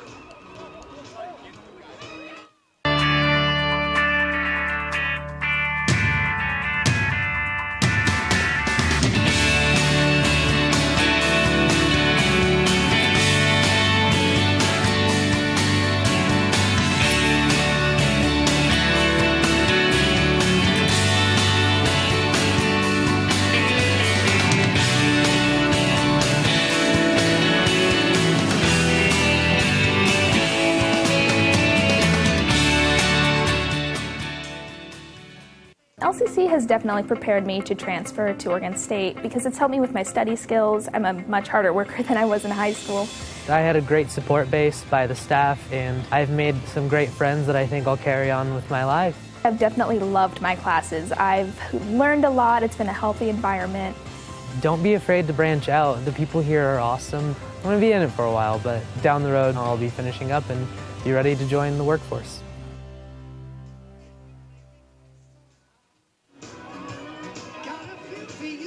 So again, some artificial shade at Story Field in Longview. And we'll take this time to remind you that today's game is brought to you by Spokane Teachers Credit Union. As a financial cooperative founded by teachers, STCU is happy to support the students of the community colleges of Washington. You can join our not-for-profit credit union if you live, work, attend school, or worship anywhere in Washington. So on to the 7th inning we go. As Yakima has lost the advantage, they were socked for 4 runs in the home half of the 6th on some very unorthodox baseball. So we'll see if they can corral everything as we've entered the last third of regulation. Flesher back on the hill for the Squatch. Pitch on the way. Inside, ball 1. Again, we saw a long deliberation between the officiating crew on whether or not the pitcher Hines stopped in the middle of his windup for a balk, which he did. It was very clear on the replays, and the right call was made. The 2-0 is going to catch the outside corner, 2-1.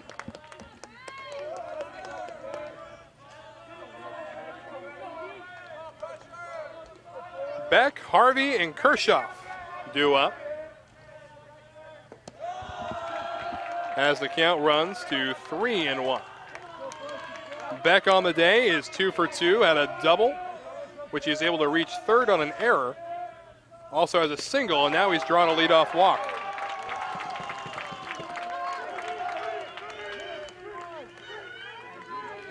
So the Yaks looking to start something here, and they're in good position to do so. Leadoff man on base for Kyle Harvey. The third baseman is 1 for 1 with a single. Also an RBI to his credit on a sacrifice fly.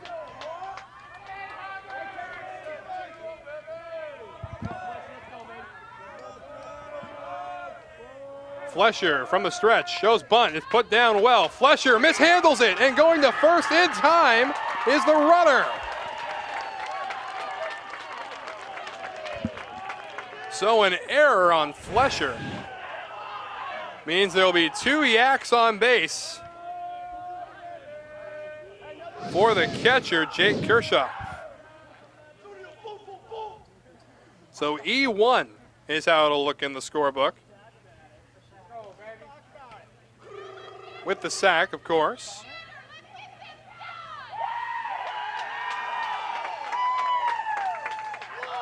So the Yaks trying to get back into the scoring column. They have been quiet since the 4th inning, are looking to come back after getting socked in the jaw, so to speak, in the last half. They were touched for 4 runs. Only 2 hits in that half inning, however. A lot of walks, as well as a balk contributing to the 4th spot. The catcher, number 10, Jake Kershaw. So Kershaw will step back in. Kershaw is 0 for 2, the fly out and the strikeout today. Kershaw shows bunt. It's put down the third baseline. Going to be fielded by Dean. Throw across the first in time for out number 1. But in the meantime, both the runners move into scoring position.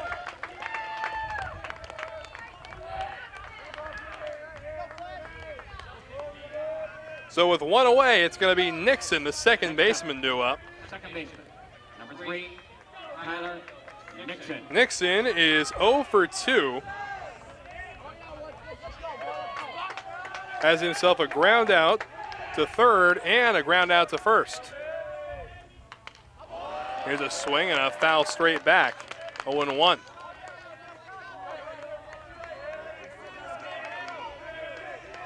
Two runners on base, a good position for the Yaks, who at least tie this ball game. Nixon will be followed by the top of the Yakima order. Inside, ball 1. Again, in their meetings during the season, Yakima has won 3 of the 4 games. Now find themselves trailing here in the 7th. Swing and a little flare. Texas League base hit. 1 run is in. They're going to wave the second. The throw to the plate is well in time, and now they got the runner between third and home. The tag will be applied by third base. And there are 2 gone, but this game is tied, and in all the confusion, Nixon was able to make his way to second. So a lot happening on that play. an RBI for Nixon, and we're tied at 4. Back to the top of the order. You can see a quick throw and a quick tag applied just in front of third base. So here comes Cole McKenzie.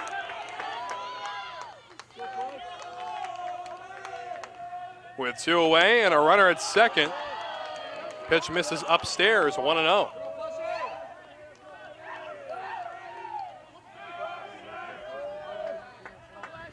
So Flesher trying to escape this inning. We have a brand new ball game, 4-4. As this pitch will be fouled off, 1-1.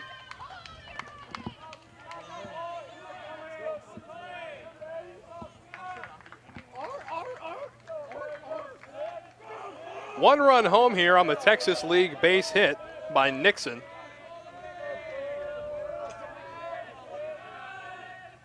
And that one runs inside and drills him.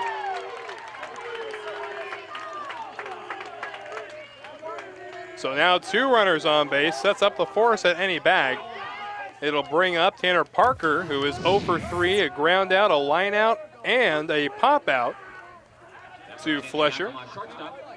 Number 4, Tanner Parker.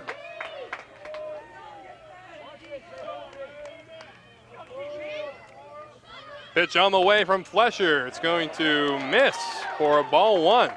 Boy, that looked really pretty from back here.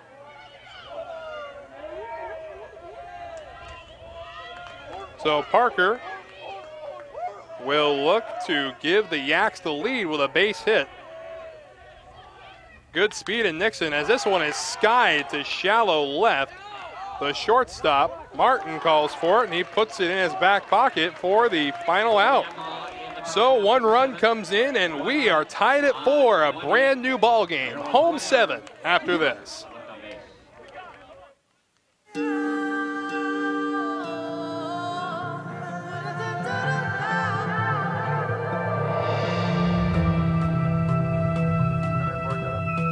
Station Portland on space to ground 3.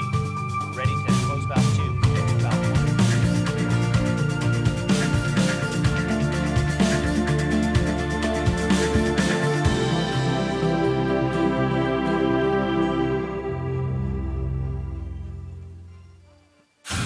As certified jumpers, divers, and survival experts, Special Forces are dropped behind enemy lines to train foreign fighters, carry out covert missions, or prevent future conflicts.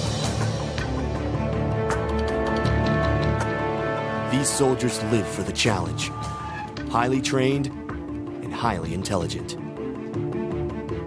Special Forces soldiers are the best of the best.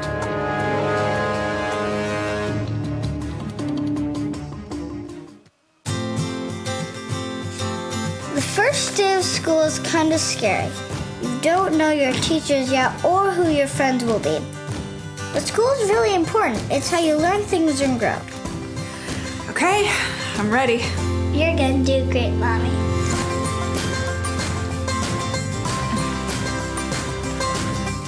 For you, for them, Clark College.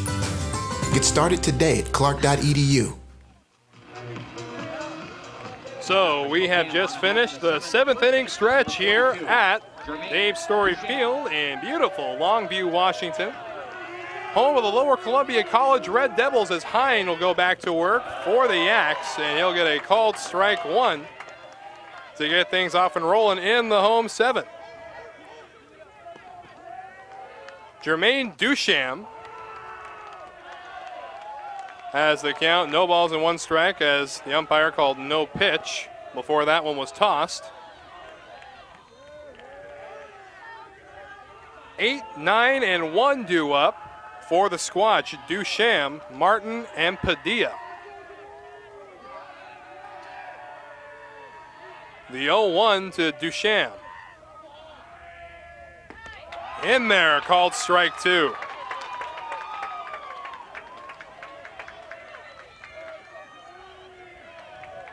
Ken Hine has given up 4 runs, 4 hits so far. The 0-2 to Ducham. Runs inside, and that got him on the leg. And it looked like a little barking on his way to first from Duchamp. You take another quick look. This one runs in, gets him right on the side of the knee. Not a lot of protection out there. So a hit batsman brings up Gabe Martin with a runner at first. Pickoff move to first. Duchamp back in plenty of time.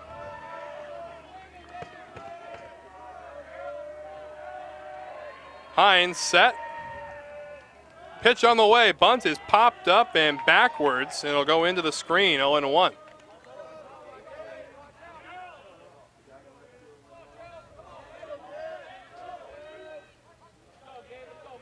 No balls and 1 strike. Duchamp, the runner at first. Another bunt attempt, but it's going to be pulled back and taken, ball 1. And both of these teams play their regular seasons, the Eastern Conference.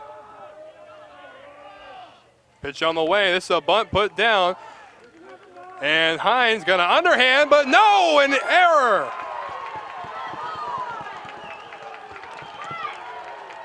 So the ball could not be handled. So you get another look at it. The underhand was low. So that's going to go down as an error on Hines.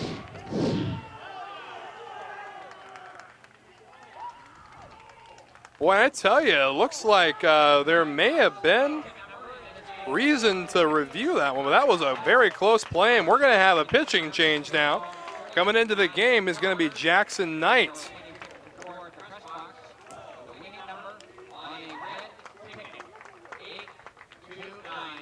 So Jackson Knight will get the opportunity to get a couple of warm-up pitches as he inherits a sticky situation. 2 on, nobody out. As we get another look here, get a good slow-mo look on the replay. The ball's bumbled there, but the ball, oh, that is awfully close. My goodness. You can see the contact with the ball right there. He's out. Wow. That's a great recovery at first. Unfortunately, the play will not be reviewed, but that is a great effort by Beck to pick the ball back up. So we get a couple more looks around the stadium as Knight will get his warm-up pitches going. Knight's appeared in 6 games, 14 innings pitched, has surrendered 22 hits, 14 runs, 13 of them have been earned. Struck out 20 and has an ERA of 8.35, and he'll be charged with the task of getting the Yaks out of this situation. And he'll inherit no outs, 2 runners on base, and the top of the order in Padilla due up.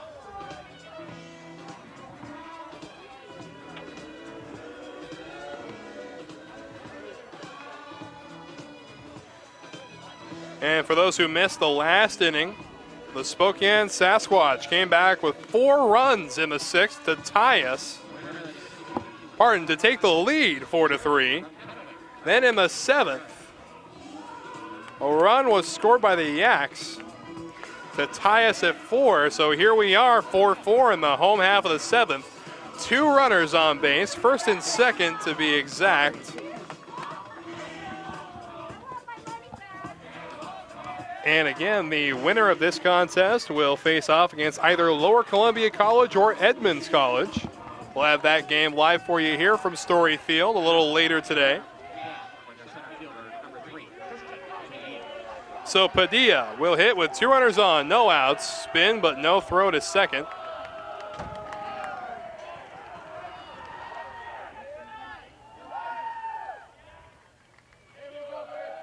And now a step off.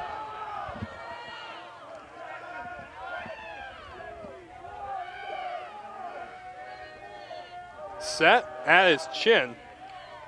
Pitch in there for a called strike.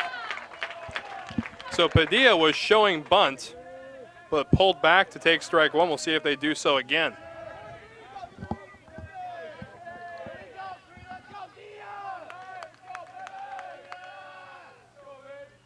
So now a step off the back of the rubber. He'll set himself again. In the later innings, this is where you see the chess match baseball can become. Pitch on the way, just outside. 1-1 the count.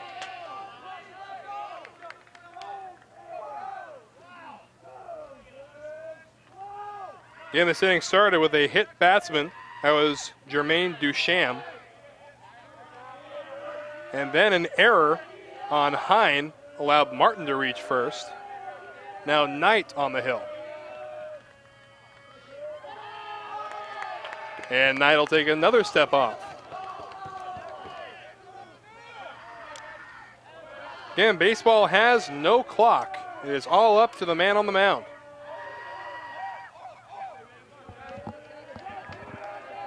The 1-1.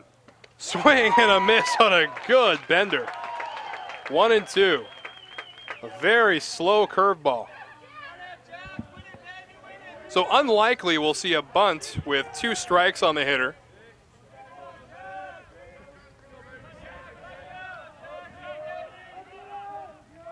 Here comes the 1-2 from Knight.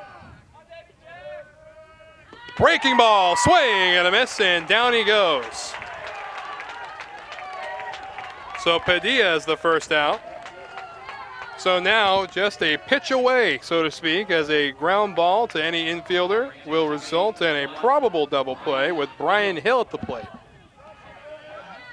Hill is 1 for 3, a single back in the 6th inning. First pitch, ground ball towards short. This could do it. They go to second for 1. On the first, in time, double play. So how about that? Trouble rears its ugly head, but the Yaks emerge unscathed in the 7th. On to the 8th inning we go. We are tied at 4.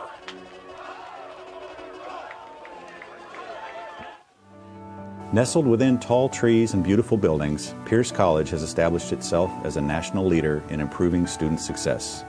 With 2 main campuses in Puyallup and Fort Steilacoom, and satellite campuses on Joint Base Lewis-McChord, Pierce College strives to create quality educational opportunities to help students realize their possibilities. As we celebrate 50 years in the community, Pierce College is proud to offer more than 60 programs of study with a fit for you, your life, your schedule, and your dream. Find your path, start at Pierce College today, and realize your possibilities. Visit pierce.ctc.edu.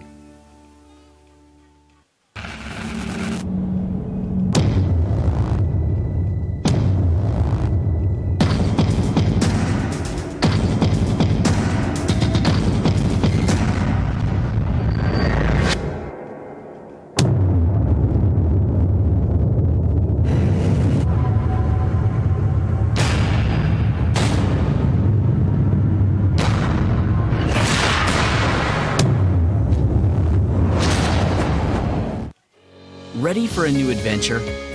Study at Douglas College in Vancouver, Canada. Take a post-degree program and launch your career, or prepare to study at top Canadian universities.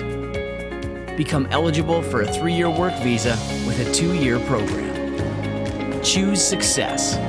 Choose Douglas College.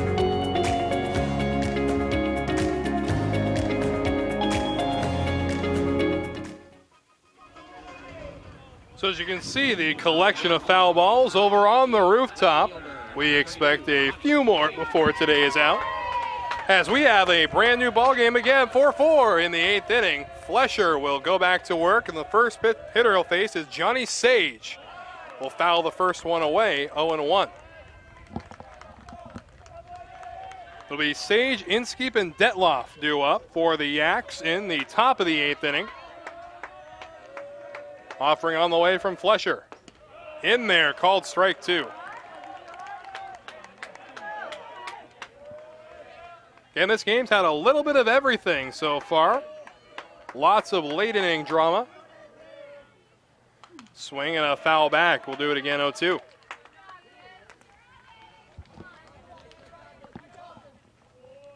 Yeah, for those who tuned into the tournament last year, we had a game that lasted 5.5 hours in which Tacoma fell to Everett in 15 innings. 0-2 the count remains as Sage fights to stay alive. And 3, 4, and 5 due up for the Yaks. Swing and a tapper foul, as Sage is proving to be a very tough customer at the plate.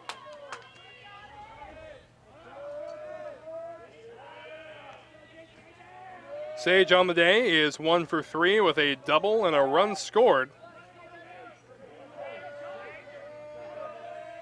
The 0-2 way outside. Some cat-like reflexes from Olsen to get that one before it goes to the backstop.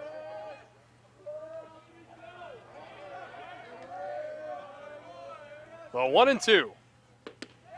Just outside, a good breaking ball, just missing. 2-2 the count.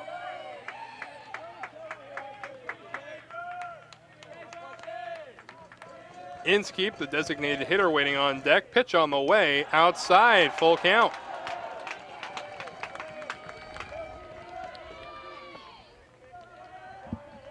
So as you get a look at the scoreboard there, been very good so far. And ball 4 as that one misses wide. So Yakima has a runner on base. You may remember the top half of the 7th began with a walk, and that runner eventually came around to score on a Texas League single by Tyler Nixon. It's going to bring up the designated hitter, Zach Inskeep, who is 0 for 3 on the day, a couple of ground outs and a fly out to his credit. Runner at first base, Sage. Pitch on the way, swung on and chopped toward third. It's going to be a tough turn. They get 1 at 2 on the first in time. The twin killing, and there are 2 away.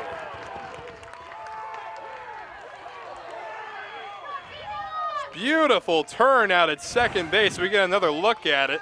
Good reactions over at the hot corner as well. They get the 1 for sure on the first, and yes, by half of a step, they get him at 1. 2 away, and that's going to bring up the right fielder, Tyler Detloff. Just low, ball 1. Detloff is 1 for 3 on the day. An RBI single and a run scored to his line.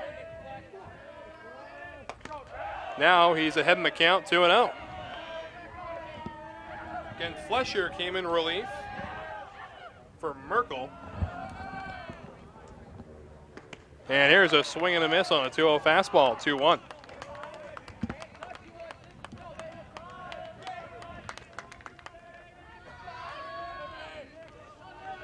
The 2-1 offering from Flesher, swung on and missed.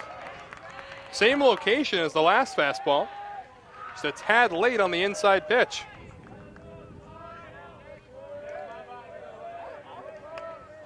Deuces are wild in the top half of the 8th inning. Here comes the pitch from Flesher. Swung on and beaten towards second. It's going to be played on 2 hops and winged over to first in plenty of time by Hill, and the side is retired. So 3 up, 3 down here in the 8th inning for the Yaks. Home 8 right after this. I am strong. I won't give up. I put my heart into the game. I learned from my mistakes. Focus. Determination. Confidence. I trust my gut. No limits. Preparation. Dedication. Leadership. I want to make my team and family proud. Be an inspiration for other girls who like sports. Join the movement.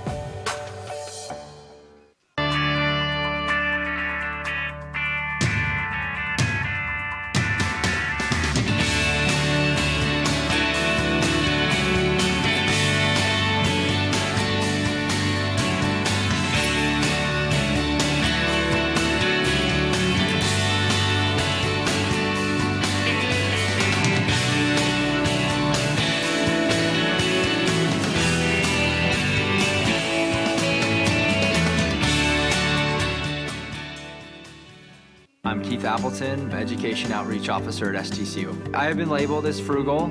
I'm more motivated by saving money than I am about spending money. I essentially have had the same vehicle for nearly half of my life.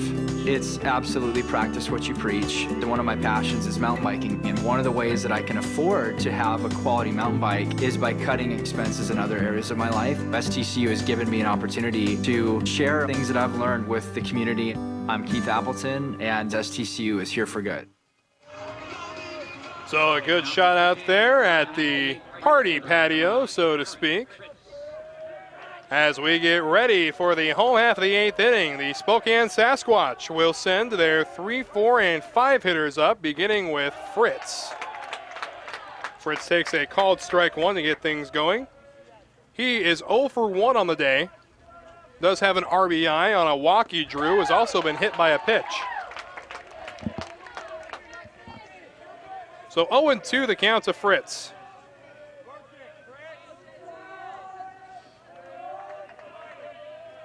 The 0-2. Breaking ball beaten towards second base. Going to be picked up by Nixon. Hurled over to Beck. Plenty of time, 1 away. That'll bring up Isaac Worsland. Worsland is 0 for 2 today. A strikeout, a flyout. Also has a sack and an RBI. First pitch is a curveball that misses low. Beautiful bender. Another breaking ball. This one's going to catch the corner. 1-1. One's across the board here in the home half of the 8th inning. 9th inning looming. And we are tied at 4. Way outside, 2-1.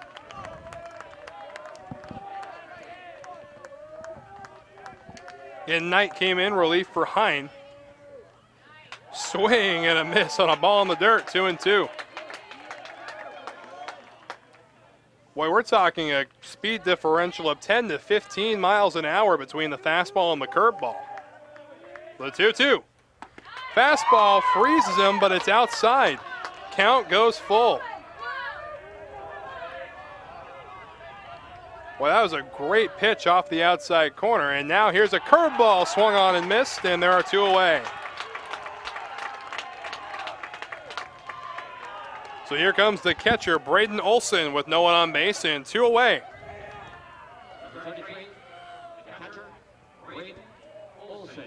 Olson on the day is 1 for 1 as he grounds this one towards shortstop, picked up on the run by Parker. Double clutch throw to first, not in time. So that's going to go down as an infield base hit for Olson, his second on the day. So you get a look here. It's picked up cleanly. It was just a double clutch on the throw, allowing Olson that extra step to get in ahead of it. So here comes the third baseman, Mitch Dean, who is 0 for 2, but does have an RBI to his credit on a sacrifice fly. Pitch on the way, fastball outside, 1-0.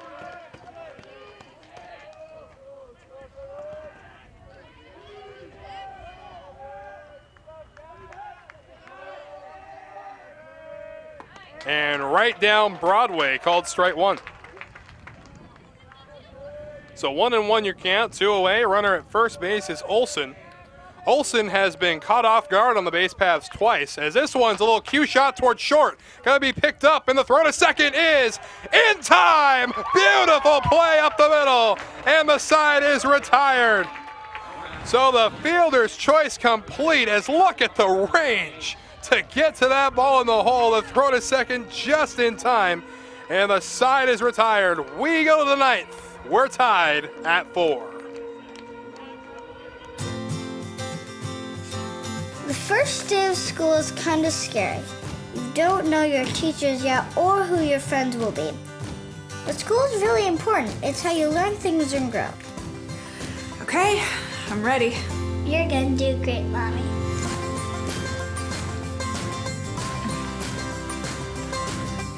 For you, for them, Clark College. Get started today at clark.edu. I am strong. I won't give up. I put my heart into the game. I learned from my mistakes. Focus. Determination. Confidence. I trust my gut. No limits. Preparation. Dedication. Leadership. I want to make my team and family proud. Be an inspiration for other girls who like sports. Join the movement. And a big welcome back as the festivities continue at Story Field. The picnic tables down the right field line are well attended as well. We'd like to remind you today's game brought to you by the Washington National Guard. We're neighbors helping neighbors through a tradition of service with more than 6,000 citizen soldiers which comprise our ranks throughout Washington state. Guardsmen faithfully safeguard lives and property at home and abroad. National Guard soldiers and readiness centers are an integral part of Washington state's communities and will continue to be for generations to come. To learn more about the Washington National Guard, visit nationalguard.com or 1-800-GO-GUARD. So it is crunch time in Longview, Washington. The last inning of regulation, a 4-4 game. And the Yaks will send their 6, 7, and 8 hitters up to face Flesher, who has been lights out ever since coming in the 5th inning.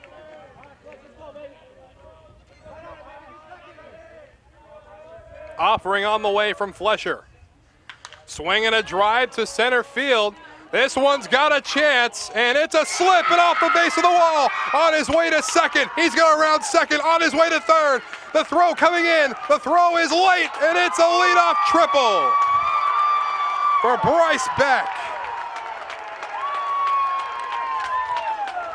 Just shy of a home run to kick things off. You take a look at the slip by Padilla in center field. A one bouncing onto the wall. And it ends up a leadoff triple for Bryce Beck. So Kyle Harvey, a chance to put the Yaks on top in the 9th. Harvey is 1 for 2 today. And we'll see if he can come through in a clutch spot for the Yaks. He'll take strike 1 right down the pipe.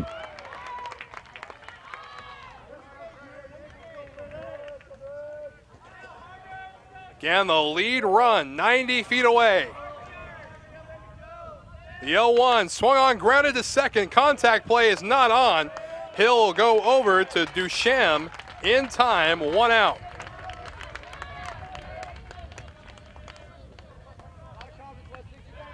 So Beck still at third base, and here comes the catcher, Jake Kershaw. Kirchhoff settles in, has a sacrifice to his credit thus far today. Offering on the way, Kirchhoff swings and fouls it back into the net, 0-1.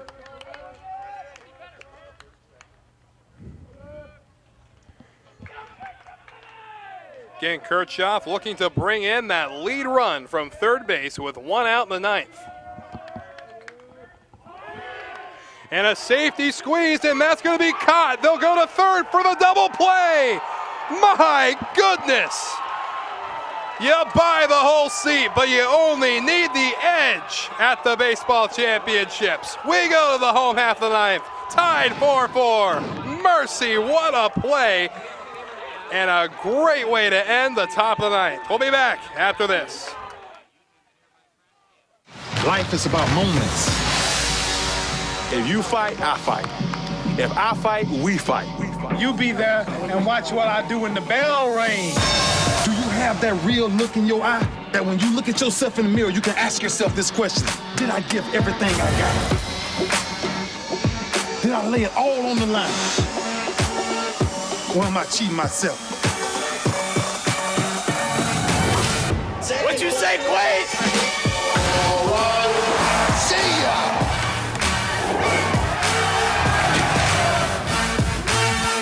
Right at it. Oh!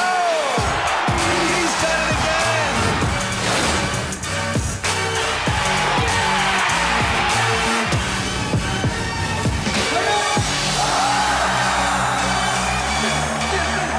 So whatever you're gonna do, claim it. Leave your mark on this world. People say knowledge is power, and they have a point. At Portland State, You tell your own story. You build your own stage. You take your best ideas to the streets. You let the world see who you are And who you hope to be. Knowledge is about how hard you're willing to work to do something real. It's about how far you're willing to go to do something great. So as you can see, some action in that Spokane bullpen, anticipating the possibility of extra innings as the bottom of the ninth has reared its head. First offering on the way is a called strike, a good breaking ball from Knight to Peraza, the left fielder.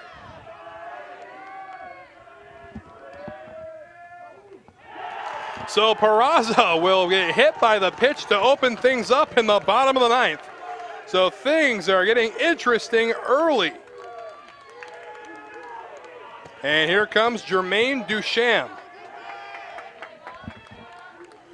Duchamp on the day is 1 for 2. Had a single back in the 5th inning, was hit by a pitch in the 7th. And has an opportunity here to spark something for the Squatch. A pickoff throw to first, but back in plenty of time is Peraza.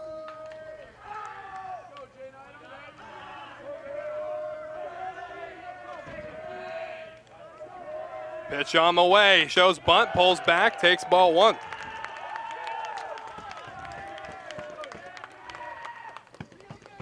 Peraza with 4 stolen bases on the year.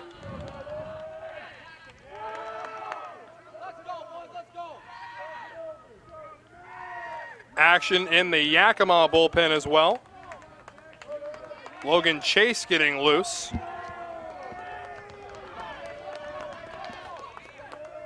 One ball, no strikes. Pitch on the way.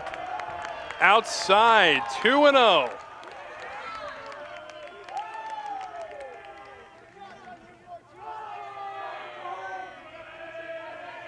So 2-0 the count, as now John Jackson has to yell into the Yakima dugout. And bunt placed down. This is a good one. Picked up. They go to first in time for the fielder's choice, but the runner moves into scoring position. Here we go, ladies and gentlemen. Here we go. Winning run is at second base. And here comes Gabe Martin. And Gabe Martin today, he is 0 for 2. Does have a walk to his credit thus far.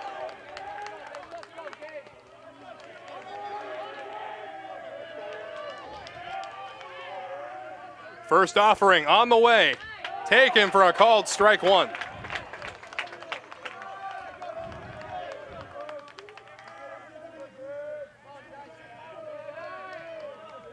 Big spot here. Knight will take a step off the back of the rubber. He'll look to reset himself. Comes set. Glove at the belt. The 0-1. Swing and a miss at a good curveball in the dirt. 0-2.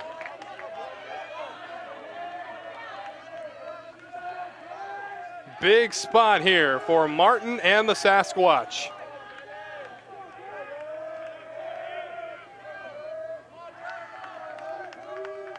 The 0-2 from Knight. Breaking ball, hang the K backwards. Strike 3 call, got him looking. And there are 2 down. Martin had a few words to share with home plate umpire John Jackson on his way back to the dugout.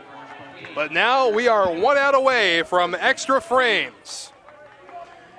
It'll be Christian Padilla, the center fielder, who is 1 for 4 on the day, due up.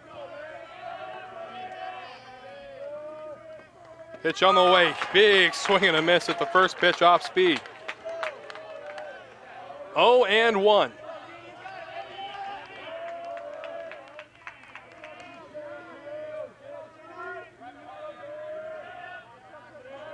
The 0-1 offering, pitch on the way, in the dirt, smothered nicely by Kirchhoff, not allowing that runner to advance to third.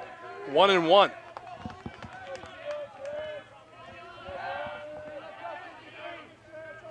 Two outs, bottom of the ninth, the 1-1 pitch. Swing and a miss, strike 2.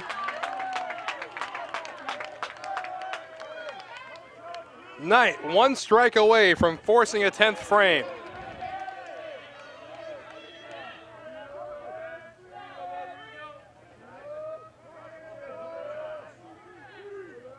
The 1-2 in the dirt and smothered. Again, for those who tuned into the tournament last year, we had a game go into the 15th inning, a 5.5-hour broadcast. And just a fun fact, John Jackson was the home plate umpire of that game as well. The 2-2, swing and a miss, strike 3, ball gets away. It's going to have to be secured to throw to first in time. So on to the 10th inning we go. 4-4 the score, free baseball from Longview.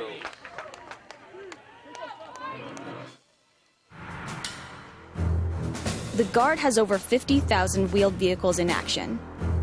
The vast fleet of Humvees, troop transports, and fuel tank trucks are always moving soldiers, gear, and equipment around the world, or delivering aid to civilians during domestic emergencies. Transport operators are essential in getting the Guard to where it needs to be.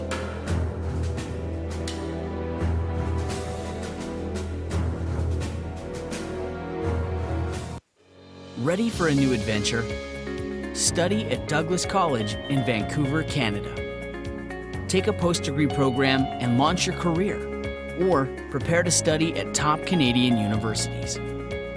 Become eligible for a 3-year work visa with a 2-year program. Choose success. Choose Douglas College.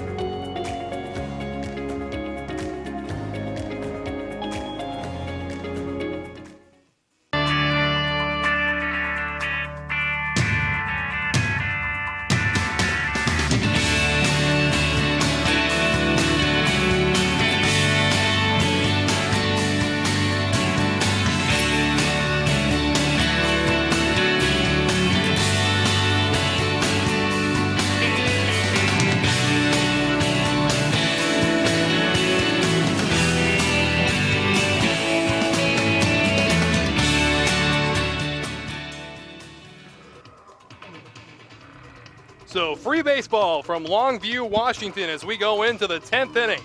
And coming on to the mound is going to be a new arm in the form of Reed Harrington, a tall right-hander who will hope to keep the Yaks shut down as he'll face the 9, 1, and 2 hitters. In this contest, it's going to be Nixon, McKenzie, and Parker.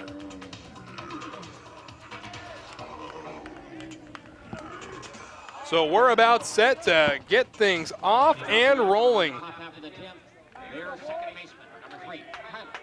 So Nixon will dig in. He is 1 for 3 with a single and an RBI to his credit.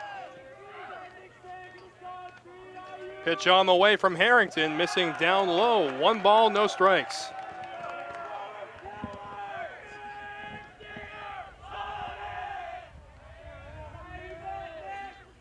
Still all smiles in that Yakima dugout as the 1-0 on the way. Inside, 2-0.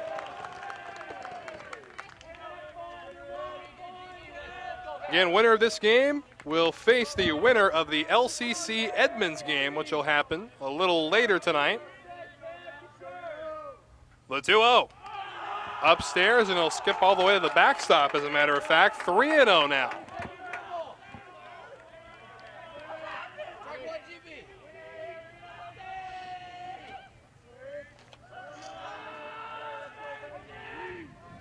Harrington, a 1.06 ERA, has appeared in 19 games, 33 2/3 innings pitched. Finds the strike zone here, 3-1. Been one of the most reliable arms out of the Spokane bullpen this season. He's called upon here to keep this game tied until the the bottom of the 10th. Upstairs, ball 4, so a leadoff walk issued to Nixon. And here comes the top of the order, Cole McKenzie to hit. McKenzie on the day is 0 for 3, has also been hit by a pitch, as now some action in the Spokane bullpen. Getting up is Mitch Giberson.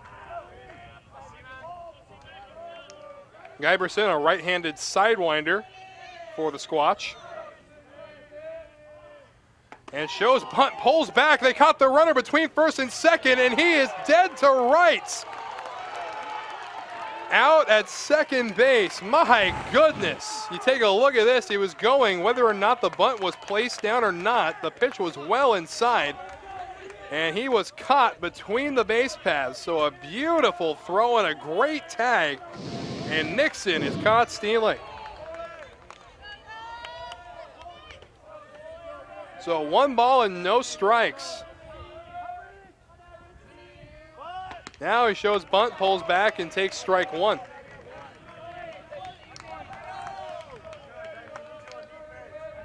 So again, this game has had a little bit of everything when it comes to baseball.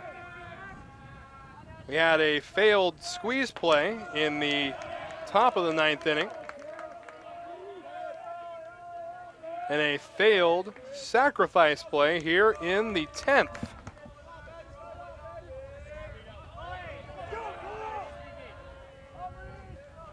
The 2-1.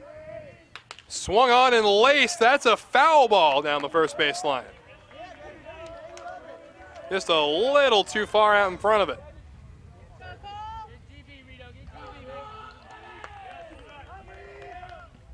Well, we're looking at a potential triple with how far the right fielder Fritz is playing off the line.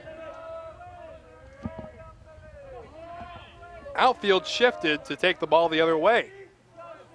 The 2-2 swung on and fouled back off of the catcher's gear. 2-2, the count remains.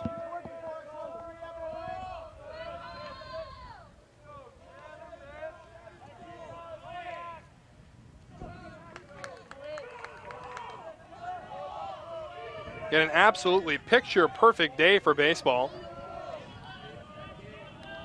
Temperature consistently been in the high 60s, low 70s. Little fluctuation today as the count runs full, 3-2.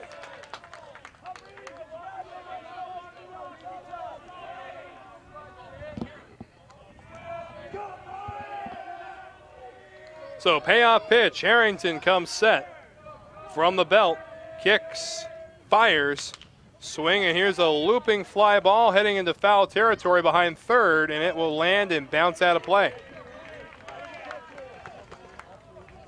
3 Spokane fielders were in hot pursuit of that ball. All of them watched it go over the fence together.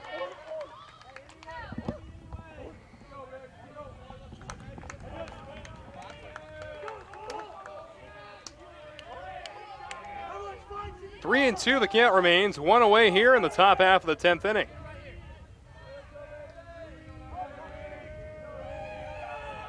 The payoff pitch. Upstairs, ball 4.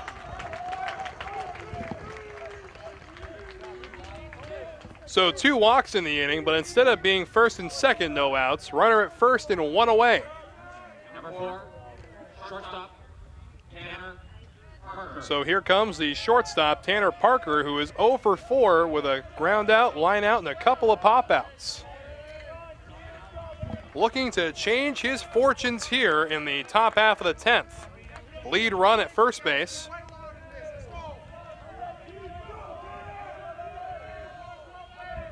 Pitch on the way, upstairs, ball 1.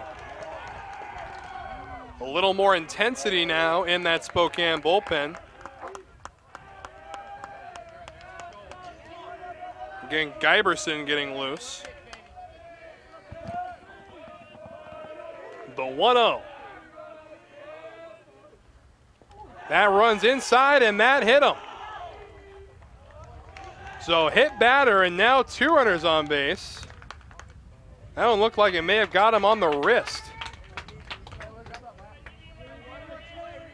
So now 2 men on base, 1 away, and things continue to get interesting as that was actually right off the elbow. Boy, again, a part of the body where you don't have a lot of natural padding.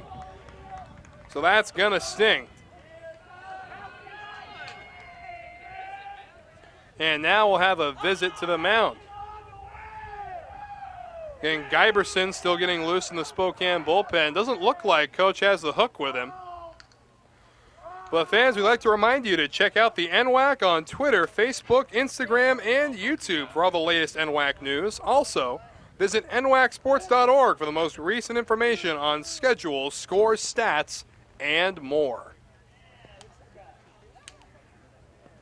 So the conversation on the mound about over, as the lead run now in scoring position for Yakima. Number 32, left fielder, Johnny Sage. So Johnny Sage will do the hitting. He's 1 for 3 with a double and a run scored. Has also drawn a walk.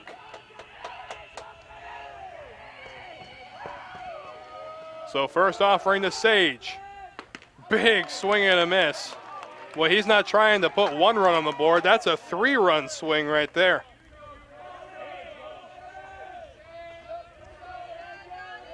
Oh, and 1 the count. Harrington set at the belt. The 0-1. In there, called strike 2. After Sage will be the designated hitter, Inskeep.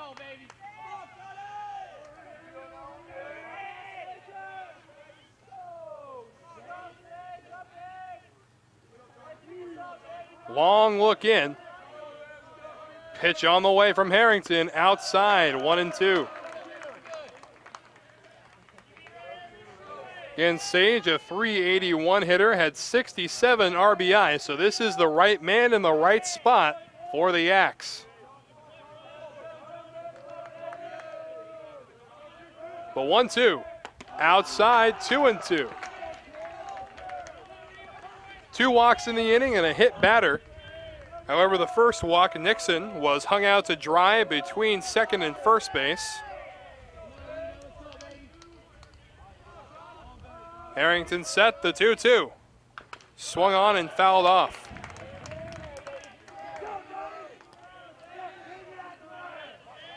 Win or go home situation for both teams in today's matchup. The winner will face the winner of the LCC Edmonds game. It looks like Guyberson's just about ready to go in that Spokane bullpen. The 2-2. Swinging a drive down the right field line. That's going to land. 1 run will score, maybe 2, on his way to second. And 2 runs as a ground rule double. So fortunately for Spokane, only 1 run will score. Again, very fortunate for Spokane, as only 1 run scores on the ground rule double. They're going to have to hold that runner at third. So again, that ball skipping over the wall, and now it is a 1-run lead in the 10th inning for the Yaks. The second double of the day for Johnny Sage.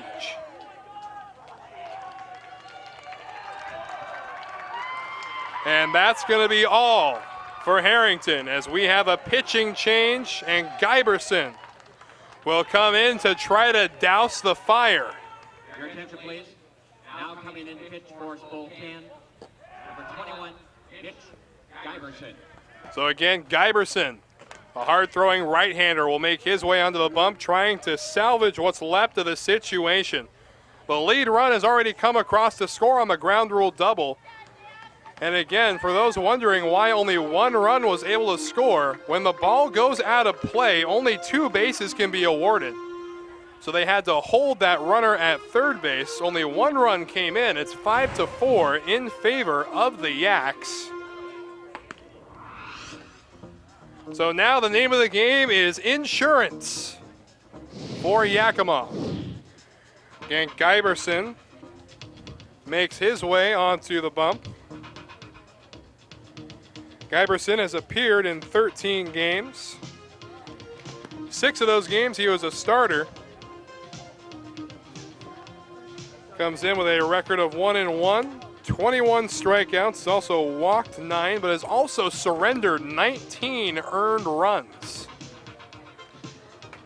So this is the opportunity the Yaks cannot pass up on. We've seen how scrappy this Spokane team can be in the home half of their innings.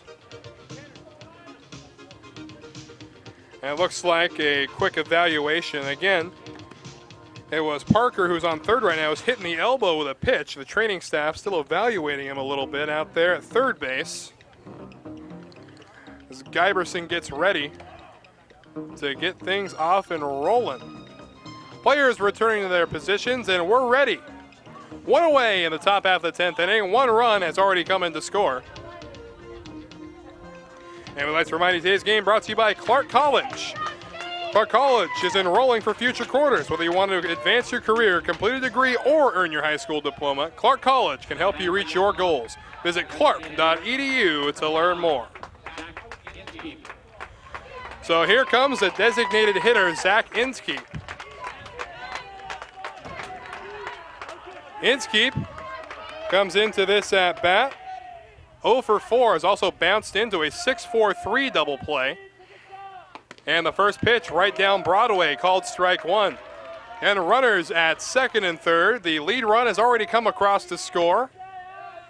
Again, there were a couple of walks in the inning. The first one was erased after the runner was caught up between second and first base. And since then, things have been looking up for Spokane until the double hit by Johnny Sage down the right field line, scored 1, and fortunately for Spokane, it bounced over the wall. 0-2 the count. Giberson set, glove at the forehead, pitch on the way. Well outside, 1 ball, 2 strikes.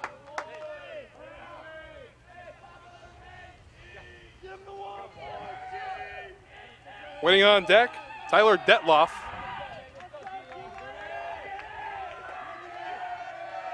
A 1-2, swing and a miss, and down goes Inskeep for out number 2. So Detloff, 1 for 4 on the day. So we'll see if Detloff can add any insurance to this slim Yakima lead.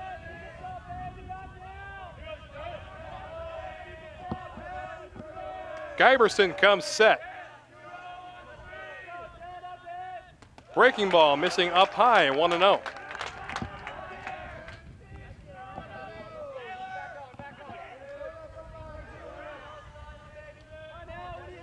Giberson ready again.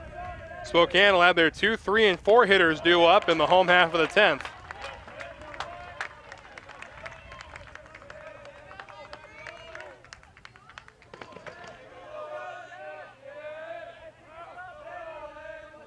The 1-1 on the inside corner, called strike 2.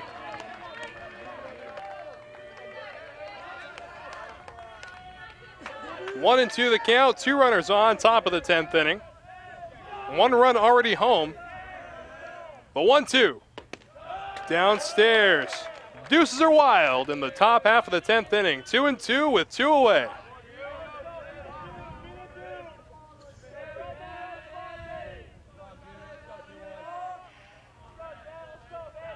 The 2-2 pitch, breaking ball, hang the K backwards, strike 3 called, got him looking, and the side is retired. So are you ready, Spokane? 1 run to tie, 2 to win. We'll be right back, home 10th after this.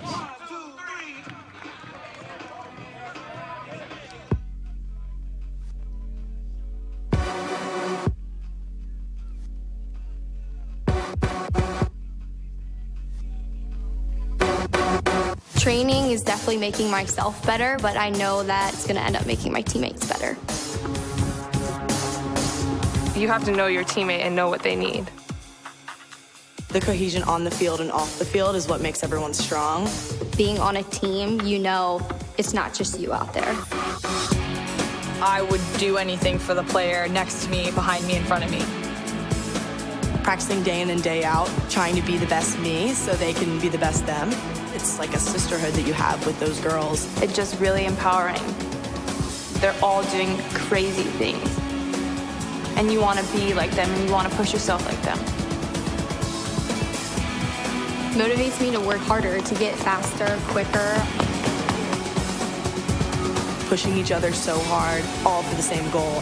And then when you accomplish it, that's the best feeling in the world.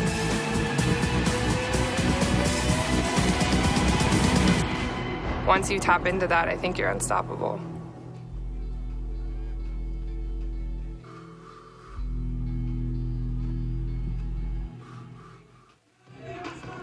So as you get a good look at Old Glory out there, not much wind blowing into Story Field at the moment as we've reached crunch time yet again.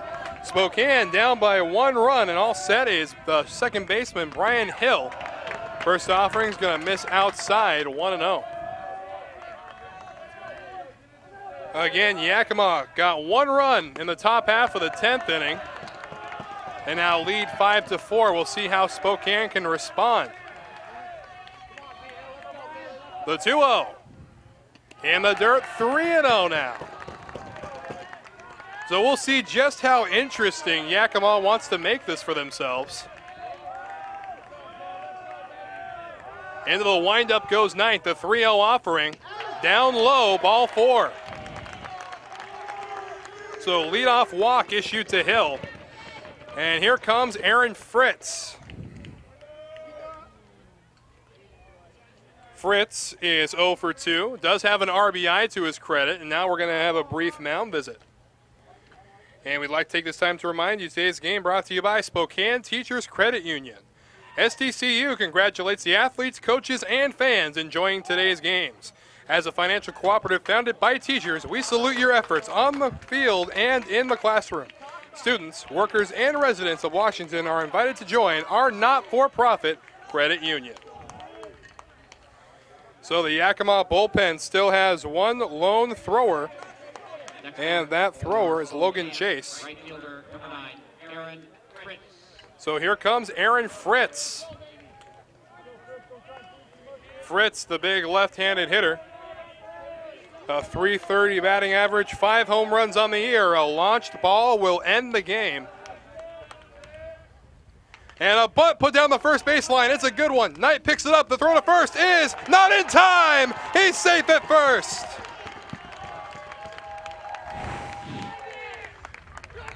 So things are getting interesting here in the home half of the 10th inning. And it looks like there's going to be a conversation now with the first base umpire. We get another quick look at it. Down here on the screen, it was a perfect drag bunt down the first baseline. The air picked up by Knight. The underhanded throw, oh boy, that is awfully close. You know that old saying, tie goes to the runner. Well, let's take another look here. Where's the ball? Where's the foot? And it looks like they hit at the exact same time. Boy, that is a tough call out there at first base. My goodness. Take one more look. Ball comes in. And it looks like maybe just a hair the ball got there before the runner. Upon another look.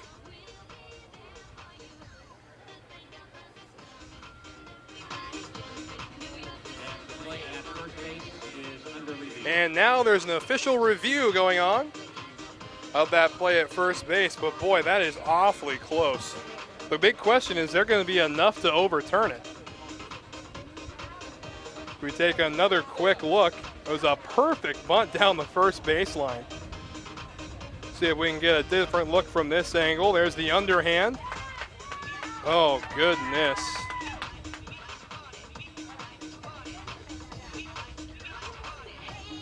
Boy, that's from that angle, it looks like he's out just by a hair.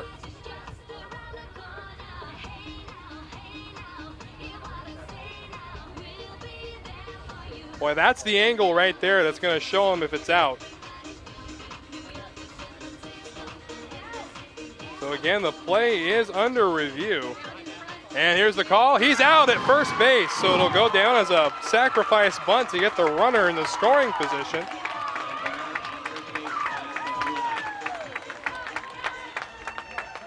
And now here comes a designated hitter, Isaac Worsland. Designated hitter, number 18, Isaac Worsland. Worsland is 0 for 3, but does have a sacrifice and an RBI to his credit thus far.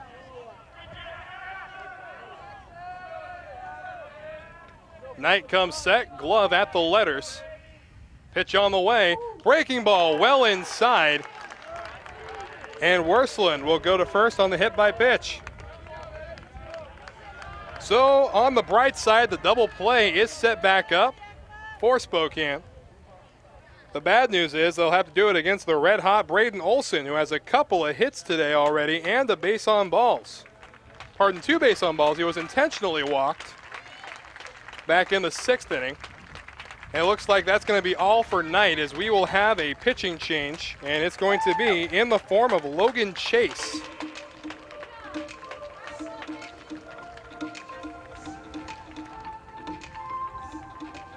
Logan Chase appeared in 18 games, has surrendered 35 hits in his 35 innings of work. So we'll see how this will work out. Again, 2 runners on base. Both of them have reached by either a walk or hit by pitch. We had a very dramatic play at first, to say the least, on a drag bunt that was laid down by Aaron Fritz, the big lefty. And now Spokane has an opportunity with the tying run at second base. The winning run at first, a ball into the gap, can end this all right here, right now.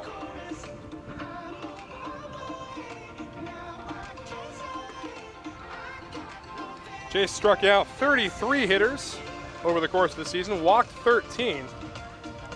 And we've seen an unhealthy amount of walks issued today by both pitching staffs.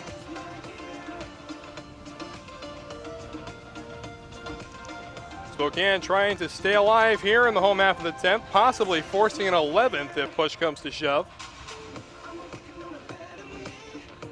But there's an entire dugout of Yaks that are hoping for the exact opposite.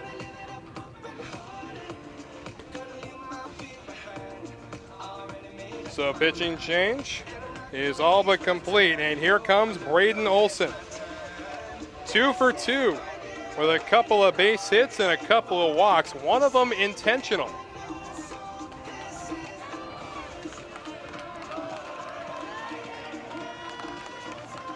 A base hit will definitely score the speedy Brian Hill from second.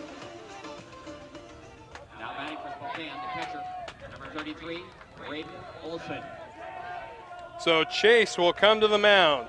1 away. 2 runners on base. Tying run in scoring position. Winning run at first. Pitch on the way. Catching the knees. Strike 1. A good breaking ball to kick things off.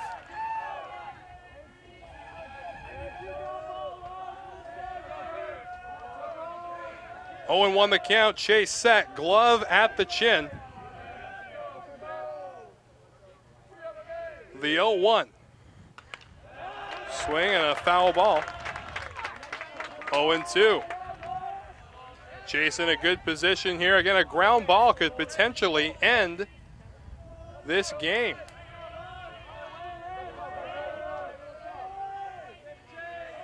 Chase sets. The 0-2 offering. Swung on and flied foul and out of play to the right. So we'll set up again, 0-2. Again, Olson on the day, a couple of singles. Was intentionally walked back in the 6th inning to try to set up a double play.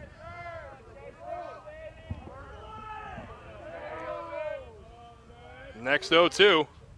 Swing, and here's a looper towards center field. It's going to hold up long enough for McKenzie to get under it. Now there are 2 gone. So the fate of the Yaks rests on the shoulders now of Logan Chase, and the fate of the Sasquatch on the shoulders of the 3rd baseman, Mitch Dean. 0 for 3 with 3 flyouts. Does have an RBI to his credit. And now we're going to see a pinch runner come in for Spokane. It's going to be Levi Brenneman. Running at first base for Spokane. So now some fantastic speed on the base paths for the Spokane Sasquatch. A ball on the gap could potentially give them the win. And here comes the ever dangerous Mitch Dean. Lots of pressure mounting on both ends. First offering on the way. Called strike 1.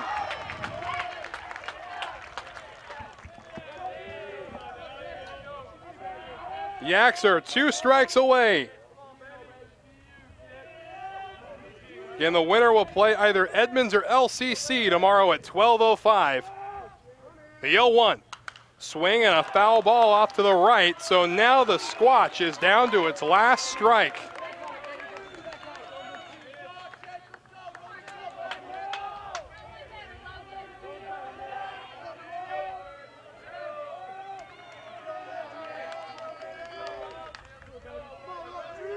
Comes set is Chase. The 0-2.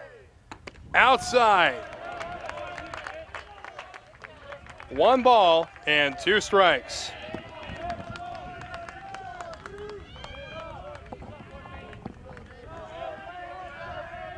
So 1-2 the count. 2 runners on base. Chase comes set. The 1-2. In the dirt. Deuces are wild in the home half of the 10th. 2-2 with 2 away.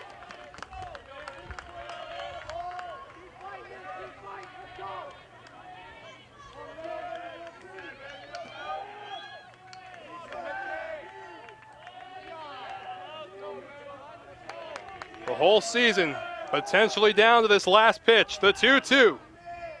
Swing and a miss, strike 3, and the ball game is over. The Yakima Valley Yaks with a 5-4 win in extra innings. A beautifully pitched game and some great offensive output by the entire squad. Again, you hate to see a heartbreaking loss like that if you're Spokane. Just know that it was a hard-fought tournament, a very talented team, and we look forward to seeing them in later championship events right back here at Dave Story Field. So again, a quick recap of that hectic 10th inning. Began a little something like this. Quick little walk, followed by a hit by pitch, then another walk, but then things started to settle down as Logan Chase made his way into the ball game, ended up collecting the 1-out save, and the Yaks are victorious. And they will take on either Lower Columbia College or Edmonds. We'll have that game for you in just a little while. So we're going to go ahead and throw it down to the field now, where Kirk Rowland is standing by with our player of the game. So whenever you're ready, take it away, Kirk. We got Johnny Sage with us right now. A couple of doubles here today, and just a great ball game. These guys, Spokane, and you guys, you're used to this, aren't you? Yeah, we played them all year. It was a hard-fought game. Both pitchers threw really well, and had a guy come out of the bullpen, hasn't pitched much this year, and really stepped up for us, so it was good. It really did.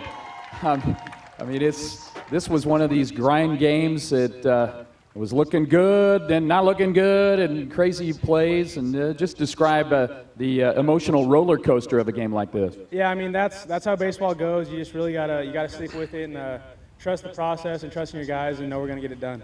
All right, well, you get to play on Monday. Yes, sir, we're excited. All right, Johnny Sage is a big man. Johnny Sage. And a big thank you to Kirk Rowland, the other member of our broadcast team, for this game. So again, a 5-4 victory for the Yakima Valley Yaks. They'll play either Lower Columbia College or Edmonds College. We'll have that game for you tomorrow at 12:05. But until then, on behalf of the entire NWAC and Lower Columbia College, I'm Wes Tucker, and we'll see you in just a little bit.